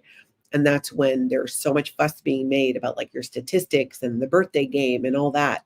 It would create a lot of stress before. And now I totally even forget about it. But no, it was never really big. And from what I've heard, there's just less and less and less people that are there for, I think, obvious reasons. They're having a hard time getting anybody new in. And I know some people moved away, some people left. There's a bunch of people who've quietly left. There's a lot of under the radar people. So I don't expect that they can be doing that well. But hey, hello, you live here in Twin Cities. Okay, so let's see here. I'm trying to skip forward to see if we've got any questions. Miranda, question, did you have a family member that worked at CST? Yes, my sister-in-law, Nicole, who I keep forgetting her married name, but she was Nicole Lafreniere, and I'm pretty sure it was at CST. But for years, I mean, when her brother and I got married, she may have been up there. Definitely there the majority of the time because I know when I would talk to my ex-husband, back in the days when I would still ask about her, he would say she was still, I'm pretty sure, at CST. She was just lovely. I mean, I haven't seen her since 1990, maybe. Maybe I saw her one time after that. And so I have no idea, growing up and what she's like today, but I always knew her to be just a lovely person, just really, really, really sweet. But the C word can change that. Miss Luna, have you experienced any fair gaming? Yes, not recently. When I first left, I was also working in a radio station, and it was a pop culture format. And so, that's kind of about the time when Tom Cruise was doing all his couch jumping and all that. It was not long after that. And so when it would come up, I would talk about it. And actually, before I got the job at the radio station, this is actually how it started. There was a show. It was on My Talk 107.1, show still there, Bradley and Colleen, and they would talk about, Tom Cruise, his shenanigans and Scientology. And I called in as I must have been fresh. I know I was freshly out of Scientology. And I said, hey, this one thing you were talking about, I forget what it was, is not true, but these other things are. So I kind of became like their resident ex-Scientologist when they talk about Scientology, because there's enough that's true in Scientology and absolutely awful and ridiculous that you don't have to make things up or even take it to any type of made up extreme. It exists, it's already there. So I would kind of, help sort that out with them. And it was back in the day when, we did blogs more, and I had a blog going, and a spot opened up for a weekend show, and they recommended me for it. And I went in and did it with Twyla Dang, who today has a podcast platform called Matriarch Digital Media. And she has multiple podcasts on there that she produces. And we did our radio show. And often, even when I would call in with Colleen and Bradley, I would go home, and this is when we still had landlines, and I would have a voicemail saying that, oh, this is so-and-so from the Church of Scientology. We're just verifying your address. And it was kind of like just go on like I had something that was being shipped, but I didn't. And I always thought that that was, that's just their way of saying like, we're watching. And I pretty much ignored it. Another time, I can't prove this. So before I tell you this next thing, I just got to say, I cannot prove that it was anybody in Scientology. So I'll tell you what happened, and you be the judge. I was going to get acupuncture, and I'm in there. It was my first time getting acupuncture. And I do remember when I was in there, it's starting and the acupuncturist left, and I just bawled my eyes out, which I found out later is not uncommon when you get acupuncture. And you can only imagine, again, this is like not long after I left Scientology. There was a lot there. I just like cried and cried and cried and cried. It was very uncomfortable for me because of that. And at that time, I didn't understand that that's kind of a normal thing to do and healthy. And I should have, maybe pursued it more, but I didn't, because I did not like those feelings at all. And I had a missed call from a Scientologist I knew, which I thought was odd because they're not allowed to talk to me. So I kind of got a little bit excited. Ooh, I'll call this person back. And I did, and got voicemail. And I go out to my car, and my tire is slashed. My rear driver's side tire. I have a flat tire. I didn't know it was slashed then. I just knew I had a flat tire. And I thought, oh, all right, whatever, this sucks. So I go and I get it taken care of. And a week later, same thing happens. Same tire. Same tire. Oh, and at the tire place, they said, yeah, it looks like somebody punctured your tire, like with a knife. And I'm like, oh, that's weird. I probably ran over a weird nail. Well, the same thing happened again. Same tire, same type of puncture. And this is, like I said, I was pretty actively speaking about Scientology on the radio. And then, that was it. There were other things. I've had, people outside my house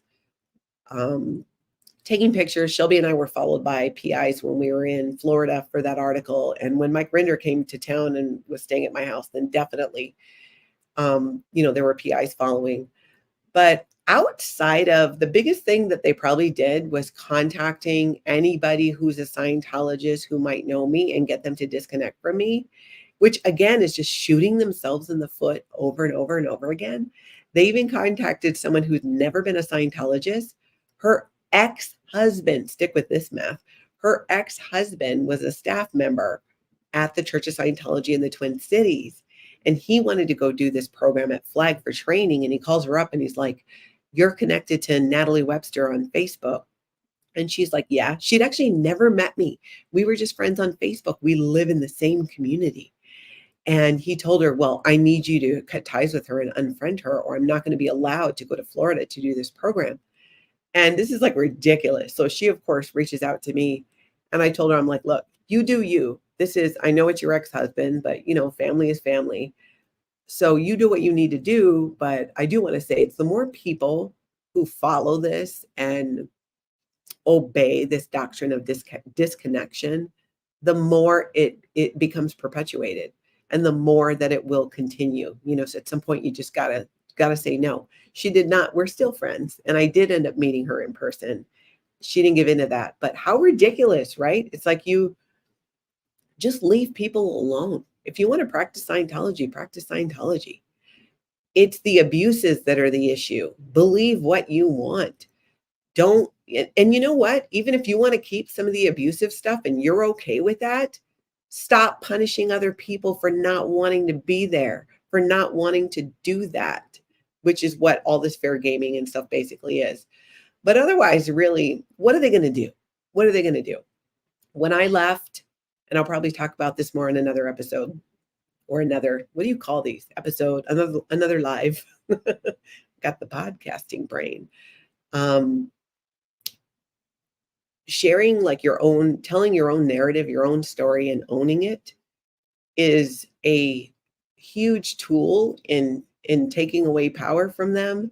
When I left, because again, I'd been a Sea Org member, I knew exactly what they were going to do. So I made a list. Actually, I made 2 lists. I made one list of all the things I thought they would use to try and embarrass me to keep me quiet. And then I made a list of all the things I wanted to do that I was never allowed to do in Scientology. And girl got busy.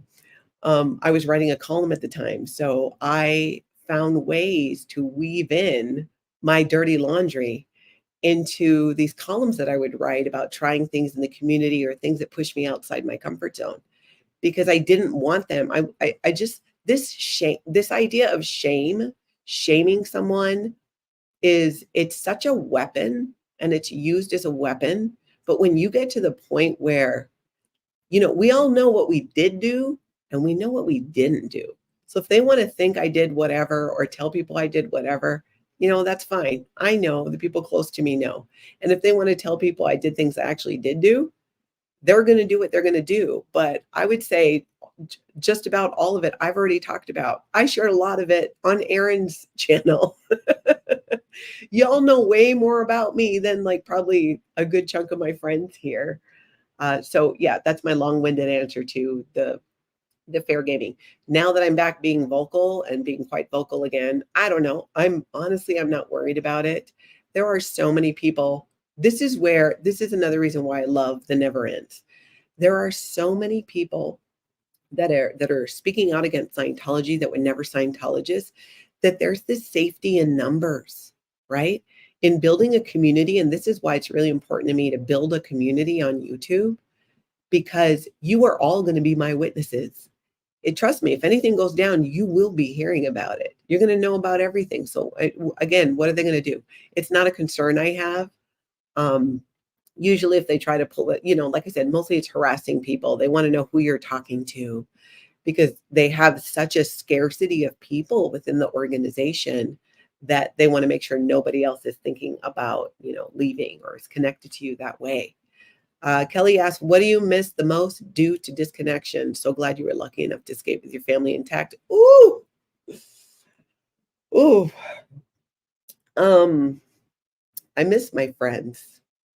I had some really good friends and my goddaughters. That is the biggest, I think that might even be only it, because the other Scientologists and people who disconnected from me, I was okay with it. I was creating a new life. I was finding people outside of Scientology. I had found a new dentist. I couldn't go back to my dentist. He was a very active Scientologist. Technically, I could have, because what's he going to do, right? That would seem like it would be discrimination to not work on me. I didn't want him working on me. And honestly, he had a nice family. I'm just not into causing that kind of trouble. But my, specifically a very, very good friend of mine and my goddaughters, I still to this day, it's just my heart aches, because I know, I just know who they are, and that a lot of them still being there and not communicating with me is, number one, because of an alteration of some things that happened that they were told. And the other thing is because they can't. And, if you have a family member still in the Sea organization and you having a relationship with me means you're going to lose contact with your own child, that you'll be cut off, that it's a difficult choice, but it's, for a parent, I don't want someone choosing me over their child, even if it's those circumstances and it's wrong. But, oh, Kelly, you just got me with that question. They're the only ones that I still miss. And I'm not going to get into who they are and stuff. Just, at least now. I want to protect their privacy, but they know. And hopefully one of them are watching this and know that I love you. And at any time, I would have a phone call, meet for coffee. You'd have to fly out here, or I'd fly out there, or we'd fly and meet somewhere else. But I am completely open to it. I'm open to pretty much reconnecting with anybody. I've reconnected with quite a few Scientologists who have left since I left. And it is such a beautiful thing. It really is. The freedom to be able to talk about so many of the things that were just weird and bizarre. I just can't tell you enough how healing that is, how absolutely healing that is. Just completely. Favorite Aunt Deedly, I cannot wait for your book and subsequent motion picture. A female culty version of Forrest Gump and Taken. Oh my gosh. I say that often. I feel like I have just Forrest Gump my way through Scientology, because when I was in the Sea Org, I avoided quite a bit. I mean, stuff went down, but not to the degree that it did for so many. And a lot of that is because I started out at the lowest of the low organizations, and that was intentional. I knew going higher, even when I was at middle management, which I like to call Dunder Mifflin, when they were trying to make me go to a much higher position. And that's when I got pregnant. So I never got that position, thank goodness, because it would have been, I could see the writing on the wall. The higher you went up in the organization, the more insane it got, the crazier it got. It just really was nuts. But I love your idea. I'm working on the book. It's something I've worked on and off. And part of doing the podcast on Tonka Talk and now doing this is to kind of help me be able to bounce some things off all of you to see like, hey, is this communicating?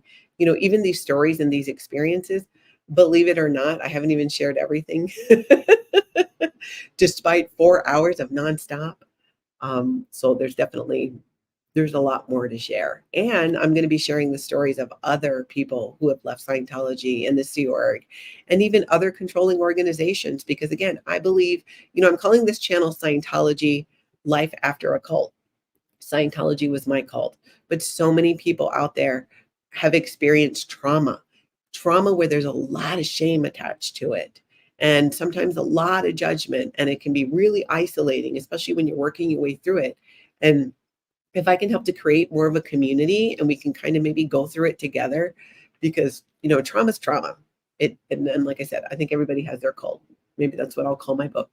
Everybody got a cult. Should be a song. Since you've been gone, is there anyone that has left that shocked you? You never thought they would leave, but did. Oh, Jilly, that's a good question. Anybody who actually shocked me? I think the most shocking person to leave for me was Mike Rinder, honestly. Mike had left, and then I think it was a few years before he ever was public. And so I didn't know that he was gone, that he had left the Sea organization, or his story of how he got out of there and all that. And when I found out, and this speaks to the impact on Scientologists and why it's so important for these stories to be shared and gotten all over social media, and maybe it'll come across their path. They don't know. A lot of them don't know people like Mike Rinder are gone, and other people who are international executives.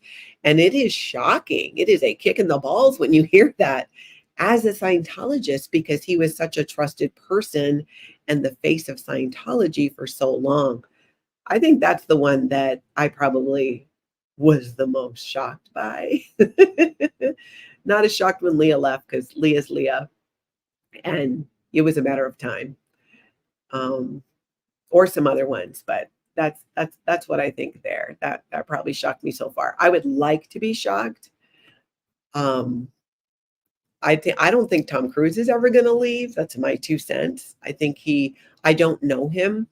I did not have any interactions with him, but from everything that I've seen and heard, he's, pretty much right there with David Miscavige in terms of the narcissism and how can you allow these things to happen? You see these people working as hard as they are, redoing your airplane hangar or whatever it is. They're not getting paid. You're not paying them. How are you okay with this?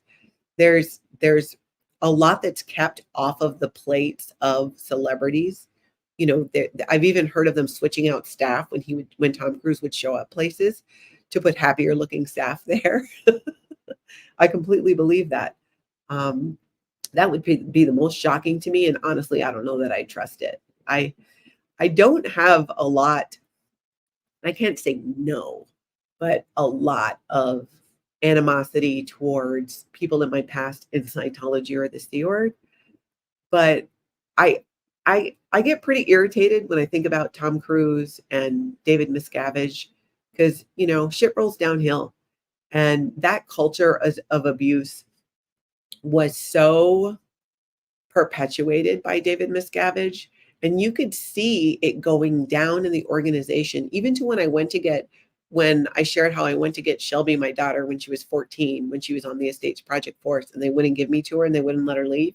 And everything I had to go through, and the Ben, what's his name, Monahan or whatever, the guy Aaron really doesn't like, just going off and all that. That's it's just so indicative of how abusive it got. You know, just like it just became more and more and more.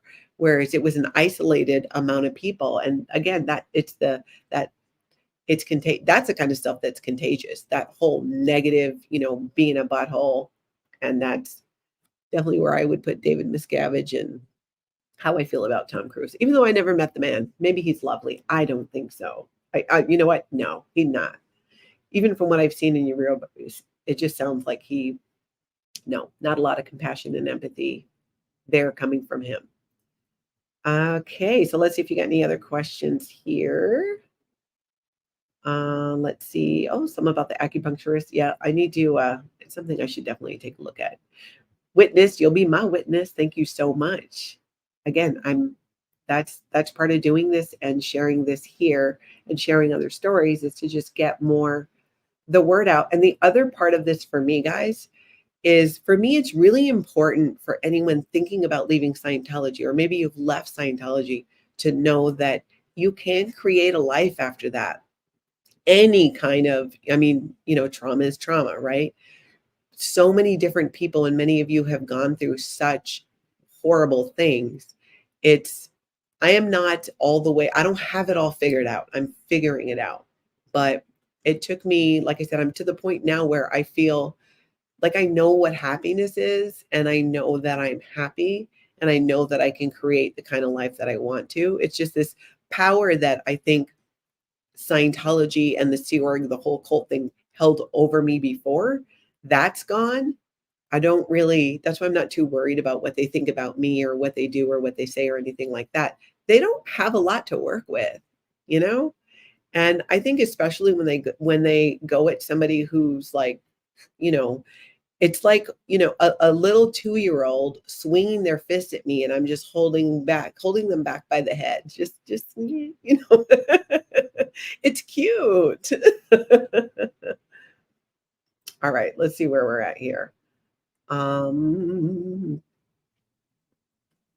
Let's see. Casey says also any of the books by Peter Levine, including Waking the Tiger, Healing Trauma. Oh, that sounds like a good one too. That does sound like a good one. I'm going to have a bunch of books. I like to do them on Audible these days so that when I'm cleaning the house or in the car or whatever, I'm just going to check and see quick if on my list of questions, if I handled all of those. Somebody had asked where my mom was baptized, and I don't know if I got distracted or if I didn't share that. So if I already told you this earlier, stop me. I might have started to and gone off on a tangent. My mom was very close to her mother-in-law, who was a Mormon. So my mom was baptized in the Mormon church, but for my mom, it was more about being baptized and her relationship with God. I wouldn't say that she, you know, was like all in on Mormonism. I know that she wasn't. I don't see her giving up the coffee. I didn't. But for her, it was really about just wanting to do that. She had been through a lot. When she was on operating Thetan level 7, she had kidney issues. And I think I mentioned before, she needed a kidney transplant. So I gave her one of mine. And we went through that. And sidebar, we were both very active Scientologists when that happened. My mom and I, we lived down the street from each other. I lived in a cul-de-sac right up the road from her street. So my kids grew up walking down to grandma's house and all that. And when we went through that surgery, it involved my mom, who had helped me a lot with my kids, and me, who took care of my kids. So it's like there wasn't a ton of help because it was so within my family. Only one person from the Church of Scientology lifted a finger. And it was one woman who was not on staff. She was a Scientologist, and she sent over some food. That was it. My mom's, her closest friends who were, also at the highest levels of Scientology, it's like nothing. That speaks a lot to this whole thing about it being a church or a place where church-like things would be done, where you would get that support, where you'd be able to, just be able to take care of people that are in your church. Non-existent. That just doesn't happen. Oh, that's right. I was telling you about my mom. So she got baptized in the Mormon church. The other thing is, I think it was also my mom's way of making a point to Scientology, because it's said that Scientology is non-denominational, and that you can practice other religions and be a Scientologist. That is not true. That is totally not true. They don't let you do that. If you come in and you're already practicing a certain religion, they will tell you, oh, that's okay. But once you get into a certain point in Scientology, it's completely expected that you drop that other practice. That's what they call it. They call it other practices. You're practicing other religions, and it's a bad thing, which totally flies against their whole, we're non-denominational. I think that was part of it for her, and she did get in trouble for that. In fact, when my daughter Shelby was in Florida, it's part of what she was briefed on. It was an example to use of how your grandma's, disaffected, which is what they call you in Scientology, because she went and she got baptized in a Christian church, which is just crazy. Because again, you're supposed to be non-denominational. I think those are the main ones that I had from my list. I'm just going to see here if I miss any questions. If you have any, pop them in there, because we are going on for a while here. Kelly, what does your partner think about you starting this channel and sharing your life with the world? Apologies, I'm a nosy biatch. I'm a nosy biatch too, so I see you, girl. I have way too many questions. Keep asking them. We've already established that, my boundaries are very far out there. And in my mind, this is all for a good cause as well. He thinks it's great. He is completely supportive. In fact, where I'm sitting now in my office, he built out this whole thing for me to be able to do this today. I was going to, I wasn't sure, because I have a studio at my office, which I do another podcast from, but I wanted to be able to do this from home because I want to be able to jump on multiple times, or, you know what I'm saying? I didn't want to have to drive to my office every time I wanted to do a live. So he is completely supportive. He thinks it's fantastic. He has been my biggest cheerleader from day one. And you'll probably get to meet him sometime. He's shy, but he's not shy. He actually, I don't think I shared this, so I'll share this with you guys. He just went through cancer treatment. He was diagnosed with stage 3, a rare and aggressive form of prostate cancer. And he also had a tumor in his kidney, unrelated. So he had 2 types of cancer. And about 18 months ago, had a surgery where his kidney was removed, which is crazy because we both now have 1 kidney and we each have the opposite. So we joke that together we have a pair. Isn't that cute? So he went through the surgery and then went through a year of hormone therapy. And I'm going to take this opportunity too. If you are anywhere near 50 or older and you're a man, you need to be getting your PSA checked. It's a blood test. They can do it at a physical. If your doctor's not doing it, you need to demand it. Definitely by age 50, if there's a history of prostate cancer in your family, even sooner. That's my little PSA here. Because Tony went in for a physical, a routine physical. He had some stuff going on, but it was unrelated. But it was time for his physical, and he had turned 50. We just got back from Hawaii seeing my family, and he was going to go in and get that done. I think it was December. And one blood test, this PSA blood test, his came back really high, which indicates there's a very strong likelihood of prostate cancer. And in the beginning, I was like, okay, well, I just deep dived, right? Like prostate cancer, I just went, just read everything about it, read some things that the doctors had given us. And I thought, okay, well, 85% of the time, if you catch it before it leaves the prostate, it is 100% curable. So let's hold on to that. No, it had left his prostate. And then secondly, it was a rare and aggressive form, because if you ever meet Tony, he doesn't do anything halfway. And then when they were doing scans, they found the secondary cancer. So he went through the surgery and the hormone therapy, and he's still recovering from that. He just finished a few months ago. He is in remission now, and which is really good. And that's where we want him to stay. But there's a very strong possibility at some point later in life that it comes back. So he gets checked every 12 weeks. And that will continue, because if it does come back, that he'll just go on another treatment. I think they call it doing multiple modalities or something. He'll have to continue that.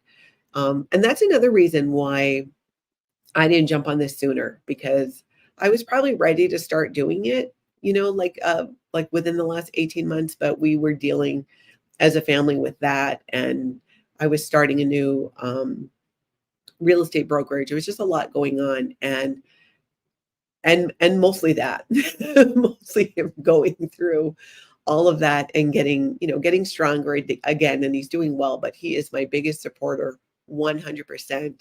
It's really interesting to talk to him about a lot of Scientology stuff. He knows he's a big fan of Aaron's. Every time Aaron's show comes on, Tony's in the background going, SB Nation. Today's a great day to not be in a cult. He just loves it. Aaron does such a great job of explaining these things so that whether you're in Scientology or never been in, that you would, I think, have a good understanding of it. So yes, absolutely love him, and he takes wonderful care of me. We take good care of each other. Pause for Andrea. Natalie, I watched your 4-hour interview with Aaron twice. Oh my gosh. I did it once and then watched it once, and I had to do it in 2 sittings. I found it to be fascinating and really look forward to hearing more from you, especially as you meet some of the others. Aloha. Yes, I'm dying to meet the others, because I've never met Reese. I did not know Sterling. I think he's younger than me too. And plus he was at the international base. And even Aaron and I know each other from social media after he left Scientology. I don't believe that I met him. It's possible that we were at the Advanced Org of Los Angeles at the same time, because when he was there, that's when I was still doing services, I think. In fact, if you did, well, you caught the live. It's possible that one of the people I was working with might have been his wife. It's such a small world. And Janine is saying, what? I see men every day with prostate issues and giving them GnRH injections. Crazy, just blood tests can diagnose. I hope he's okay now. He is. But I'm super passionate about that. It's just, if you have a man in your life that is anywhere near the age of 50, and if there's a history, get that PSA test, because it will make all the difference if anything's going on and you catch it early. Love Maddie, Mormons really did a number on Hawaiians, Polynesians, and beyond. It reminds me of what happened to the indigenous people here because of the Catholic missions discovering in what now is California. Yeah, there's a large Mormon community in Hawaii. And when you look at the history of Hawaii and the impact that the missionaries had and the descendants of the missionary, if you ever get a chance, there's a book written by the last Queen Liliuokalani, and it's based on it's her writing, her diaries, and she shares, here's what went down. And let me tell you, it is nothing like what you learn in school about the history of Hawaii.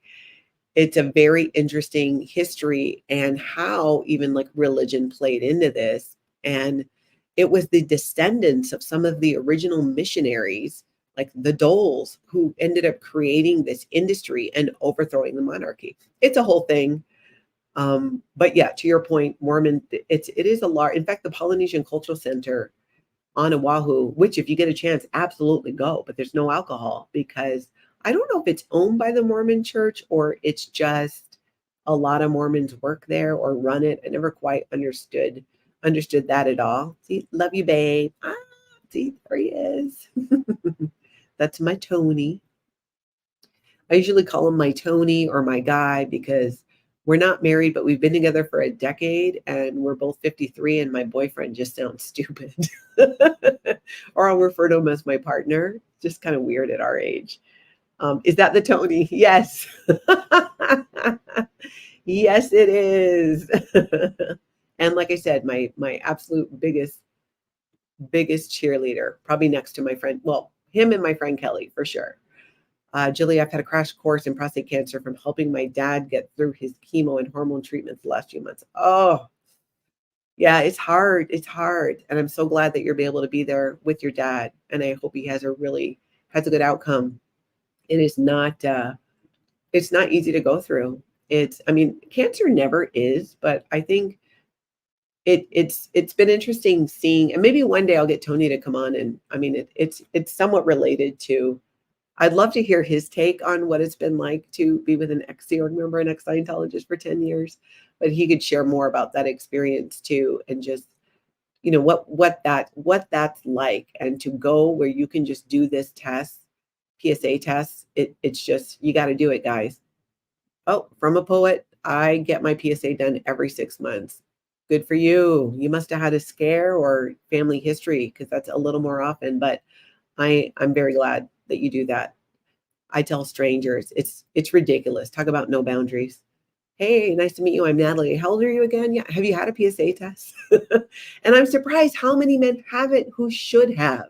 So I try to bring it up as much as possible. I don't care. Tell everybody. It's something that people definitely need to do. Amber, I have a lot of stories about the Cadet Org and Sea Org. Would love to talk with you one day. I would absolutely love that. You know what's so great about hearing from different people at different Scientology organizations and the Sea organization is you fill in pieces of the puzzle. Scientology often works in a way, especially when it comes to their dirty tricks, where you're very isolated. And when you're able to talk to other people, and the other thing they do is gaslight you like crazy when you start telling them what you think their outpoints are. And crazy thing about that is, I remember as I see Scientologists go through this, you naively think, oh my gosh, what the church is doing is such a blatant violation of LRH policy. L. Ron Hubbard would never have stood for this. I'm going to write them up to their seniors, and nothing gets done about it because the top is corrupt. And that feeling of, oh my gosh, like I thought, why aren't they changing this? Why aren't they doing something? Surely they would fix it because it's a clear violation of L. Ron Hubbard's policy. My mom went through that, especially as someone who had gotten to almost the top of the bridge to total freedom. It just floored her. And it was very eye-opening too. Carla, yay, Natalie, I'm so excited that you're doing a YouTube channel. Of course, I found you through Erin's channel. Absolutely. I can't wait to do another video with Erin. I know we're going to do one later this week. And I'm hoping, tell me, and maybe you did and I just missed the comments earlier. I'll go back and read them, but I really want to know what you think about my idea to do one on parenting because I have like 6-7 things that I did as a parent that I'm not sure were good parenting tactics or more like Scientology tactics.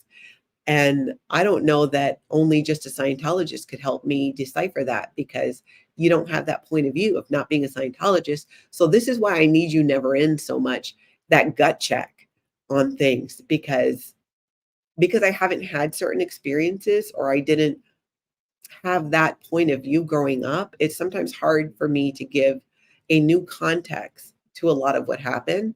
And I think that is part for me of the healing, and why selfishly I want to share it, because I need you guys. I like the book recommendations, the connection on going through things that were similar, that weren't Scientology. Help me. If it helps you, that makes me so happy. But I know that's so helpful to me, because again, the level of acceptance is amazing. I'm the same age as you. And what a contrast in our upbringings. You keep an amazing mindset whilst growing up. How the heck did you manage it?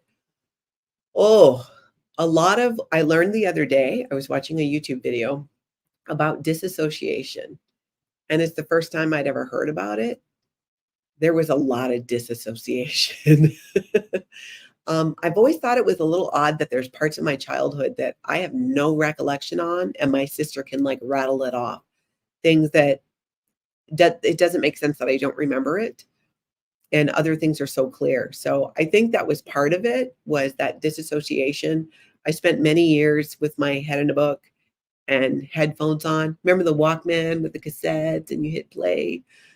Um, that's what I did, and I just took my mind out of that space and environment, and when I was looking at this stuff on disassociation, which I wanna learn more about because I totally related to that, and now, like I said, part of going through and sharing this is it also forces me to look at it again and look at it through different eyes too, and I think that that's a good thing, and if not, at a minimum, it's gonna be hugely entertaining.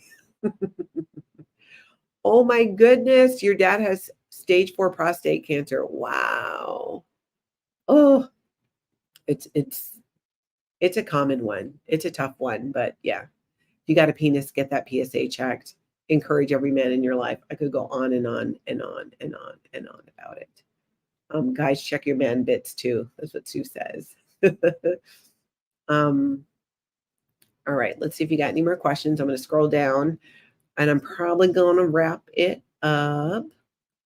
Over 200 people here. What a success for our first live on a new channel. Thank you, because I have no point of reference whatsoever. A testament to Natalie being so genuine and open. Um, hey, thank you for listening. I mean, I'm just still amazed that there's so much of this. My friend Kelly, who I work with, as she's gotten to know me, it's been the last couple of years, which is where it's been more, I have felt more okay with just sharing more, and things organically come up because so much of my life was Scientology, and that's often my only point of reference for something. So I relate it a lot to that. We work together, and so somebody will, do something, maybe some other company we're working with, and they, crap the bed on something, and I'm like, oh my God, in this organization, here's what would happen if that happened. And I often would mention things about growing up in a very matter-of-fact way, like, "Oh," like, I mean, take even, like, the Mark David Chapman thing. I didn't share that. I didn't tell people about that for a long, long, long time, and I don't think I ever shared it publicly either, and in large part because I didn't think anybody would care or find a lot of it too interesting, and now I'm starting to understand, in huge part thanks to a lot of you, and your comments and your feedback, I'm starting to understand that because most of my life was a one-way ticket on the crazy train with a lot that happened, I normalized a lot of that. So maybe that's why by the time I got to, body thetans and Xenu, when I did the upper levels, it wasn't so shocking. I just had had so many just bizarre things happen. Um, Ooh, that's interesting. Love Maddie. Liz Ferris talks about disassociation. My friend also has been diagnosed with that and did that as a child did that as a child to cope with a horrible childhood. Oh, it just breaks my heart. But that I need to learn more about that for sure. Clearwater, Yorkshire. Isn't it a Yorkshire peppermint patty? Anyways, I digress. Hey, Natalie from Yorkshire, England. You're a great addition to SBTV. Hey, by the way, I need an SBTV logo. Where do I get that? Maybe I'll ask Aaron from it. I feel like I need one of those. Loved your live with Aaron and can't wait to support you on your own channel. Thank you, thank you, thank you. I appreciate every single person who has subscribed to my channel and everyone who will. Anything you guys can do to get the word out. I want to hit the ground running. And there is just so much to talk about, especially once we start getting my family involved and my family members who are ready to talk about it. For a religion that hates psychology and psychiatrists, it uses psychological processes. Yours. Right. Oh, that's so true. And for a lot of people leaving Scientology and leaving the C organization, um, it can be difficult to seek out help like that because we were indoctrinated to believe that psychiatrists and psychologists were the source of all evil on the planet, not just on our planet, but the evil throughout worlds and galaxies and universes, that it's the psychiatrist. We were made to fear the psychiatrists, the psychologists. I mean, truly fear. I mean, I remember there was a woman locally here in the Twin Cities who, in hindsight, was struggling with some mental health issues. She was a Scientologist. In fact, she used to watch my son, and she helped take care of him when I was in Los Angeles doing some of my upper Scientology levels on the bridge to total freedom. And when I came back and I got my son, the day I got my son, she had a full psychotic break and put her kids in the back of the car, was driving around with them on the floor, telling them they were being followed. I mean, just full blown psychotic break. I'm mortified, thankful it didn't happen when my son was there, but still, for her children. And she went to a hospital and Scientologists tried to intervene. I don't think that it worked. I don't remember exactly what happened. It could have been her family showed up. Her husband was a Scientologist, and made sure that she got the help that she needed. I don't know what ended up happening to her. I know she wasn't really in the church after that. So I'm hoping she found the help that she needed, because that is one of the very dangerous things in Scientology, is not recognizing mental health issues and thinking that it's like them thinking you can audit away the gay. You can't. It's like there's these things that they think they can fix with auditing Scientology counseling just fester and become worse and worse and worse. I can trace some of my struggles and really dark days to Scientology auditing, Scientology counseling, or that mindset, more the mindset, because you can't make sense of a lot of things. So you just kind of like spin and get stuck in it. And I'm happy to say, like, I've been out of that for a while and I can look back on it and see, wow, I think that's depression. I think that that's what that was. And the more that we talk about it, whether it's, Scientology, different cults, whatever it is, the idea that, we really got to normalize these discussions around, trauma and healing and when somebody is struggling. And I think this is what I love about, too, the younger generation is so much better at it. Both my girls do therapy. And the way they put it, they're like, yeah, I'm a millennial. Of course I have a therapist. And it's so helpful because you're able to put words to struggles and things that are going on and be offered some type of a solution. It might not be for everybody. People have different things that help them. But I think being able to be free to find those things is a really, really big first step. All right. I lost the clock. We're already 2 hours in here, so I don't think we have any more questions. I'm going to go through and I'm going to read all the comments. I don't know if they stay on after. This is my first live on this channel. I appreciate you all being here, and obviously like, subscribe, share it. I'm going to do another video with Erin later in the week.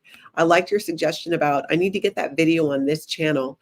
I would have done that, except when I did the live with Erin, I didn't really have a plan to do another YouTube channel, but I didn't want I wanted to do a separate channel from Tonka Talk, because even though I talk about it there and I'm going to keep sharing my Friday story on the podcast, I want to be able to do more lives and interact and share more other stories, and really more focusing here on Scientology and having left the Sea Org. So that's kind of why, like, there's those two.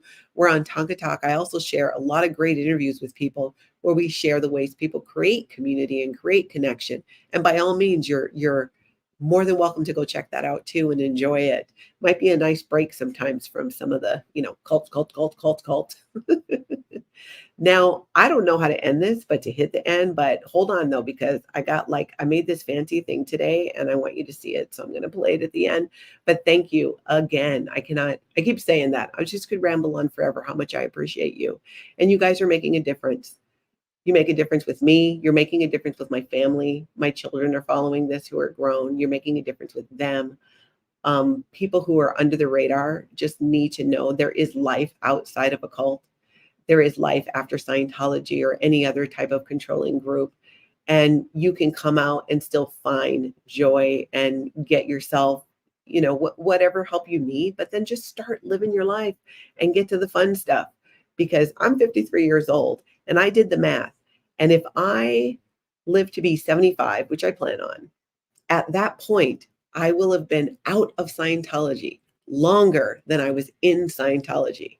So I am looking forward to that. And I'm going to have one hell of a party, I think, for my 75th, one making it to 75, but also just again, that I'm finally going to be able to say that I've been a non-Scientologist longer than I was ever a Scientologist. I'm just going to answer one more question. Black male question. Did you study to be a radio host or something like that? No, I fell into it. I did not.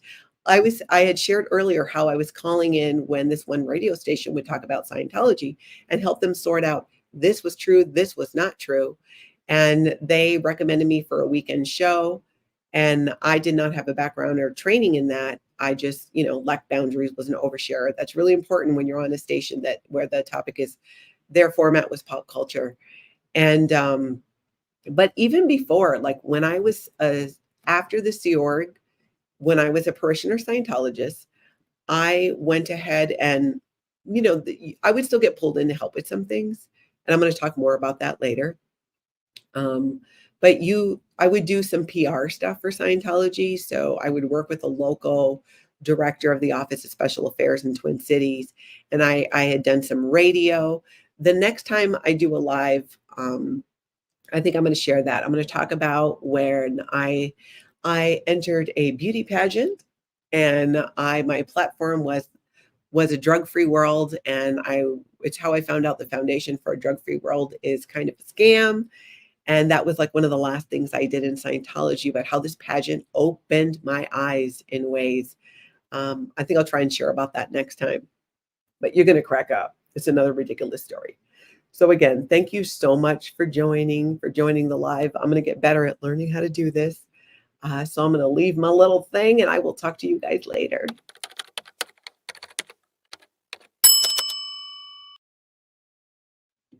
All right. I got to find the end button. There it is. Gen X with boomer tendencies. You're looking right at it.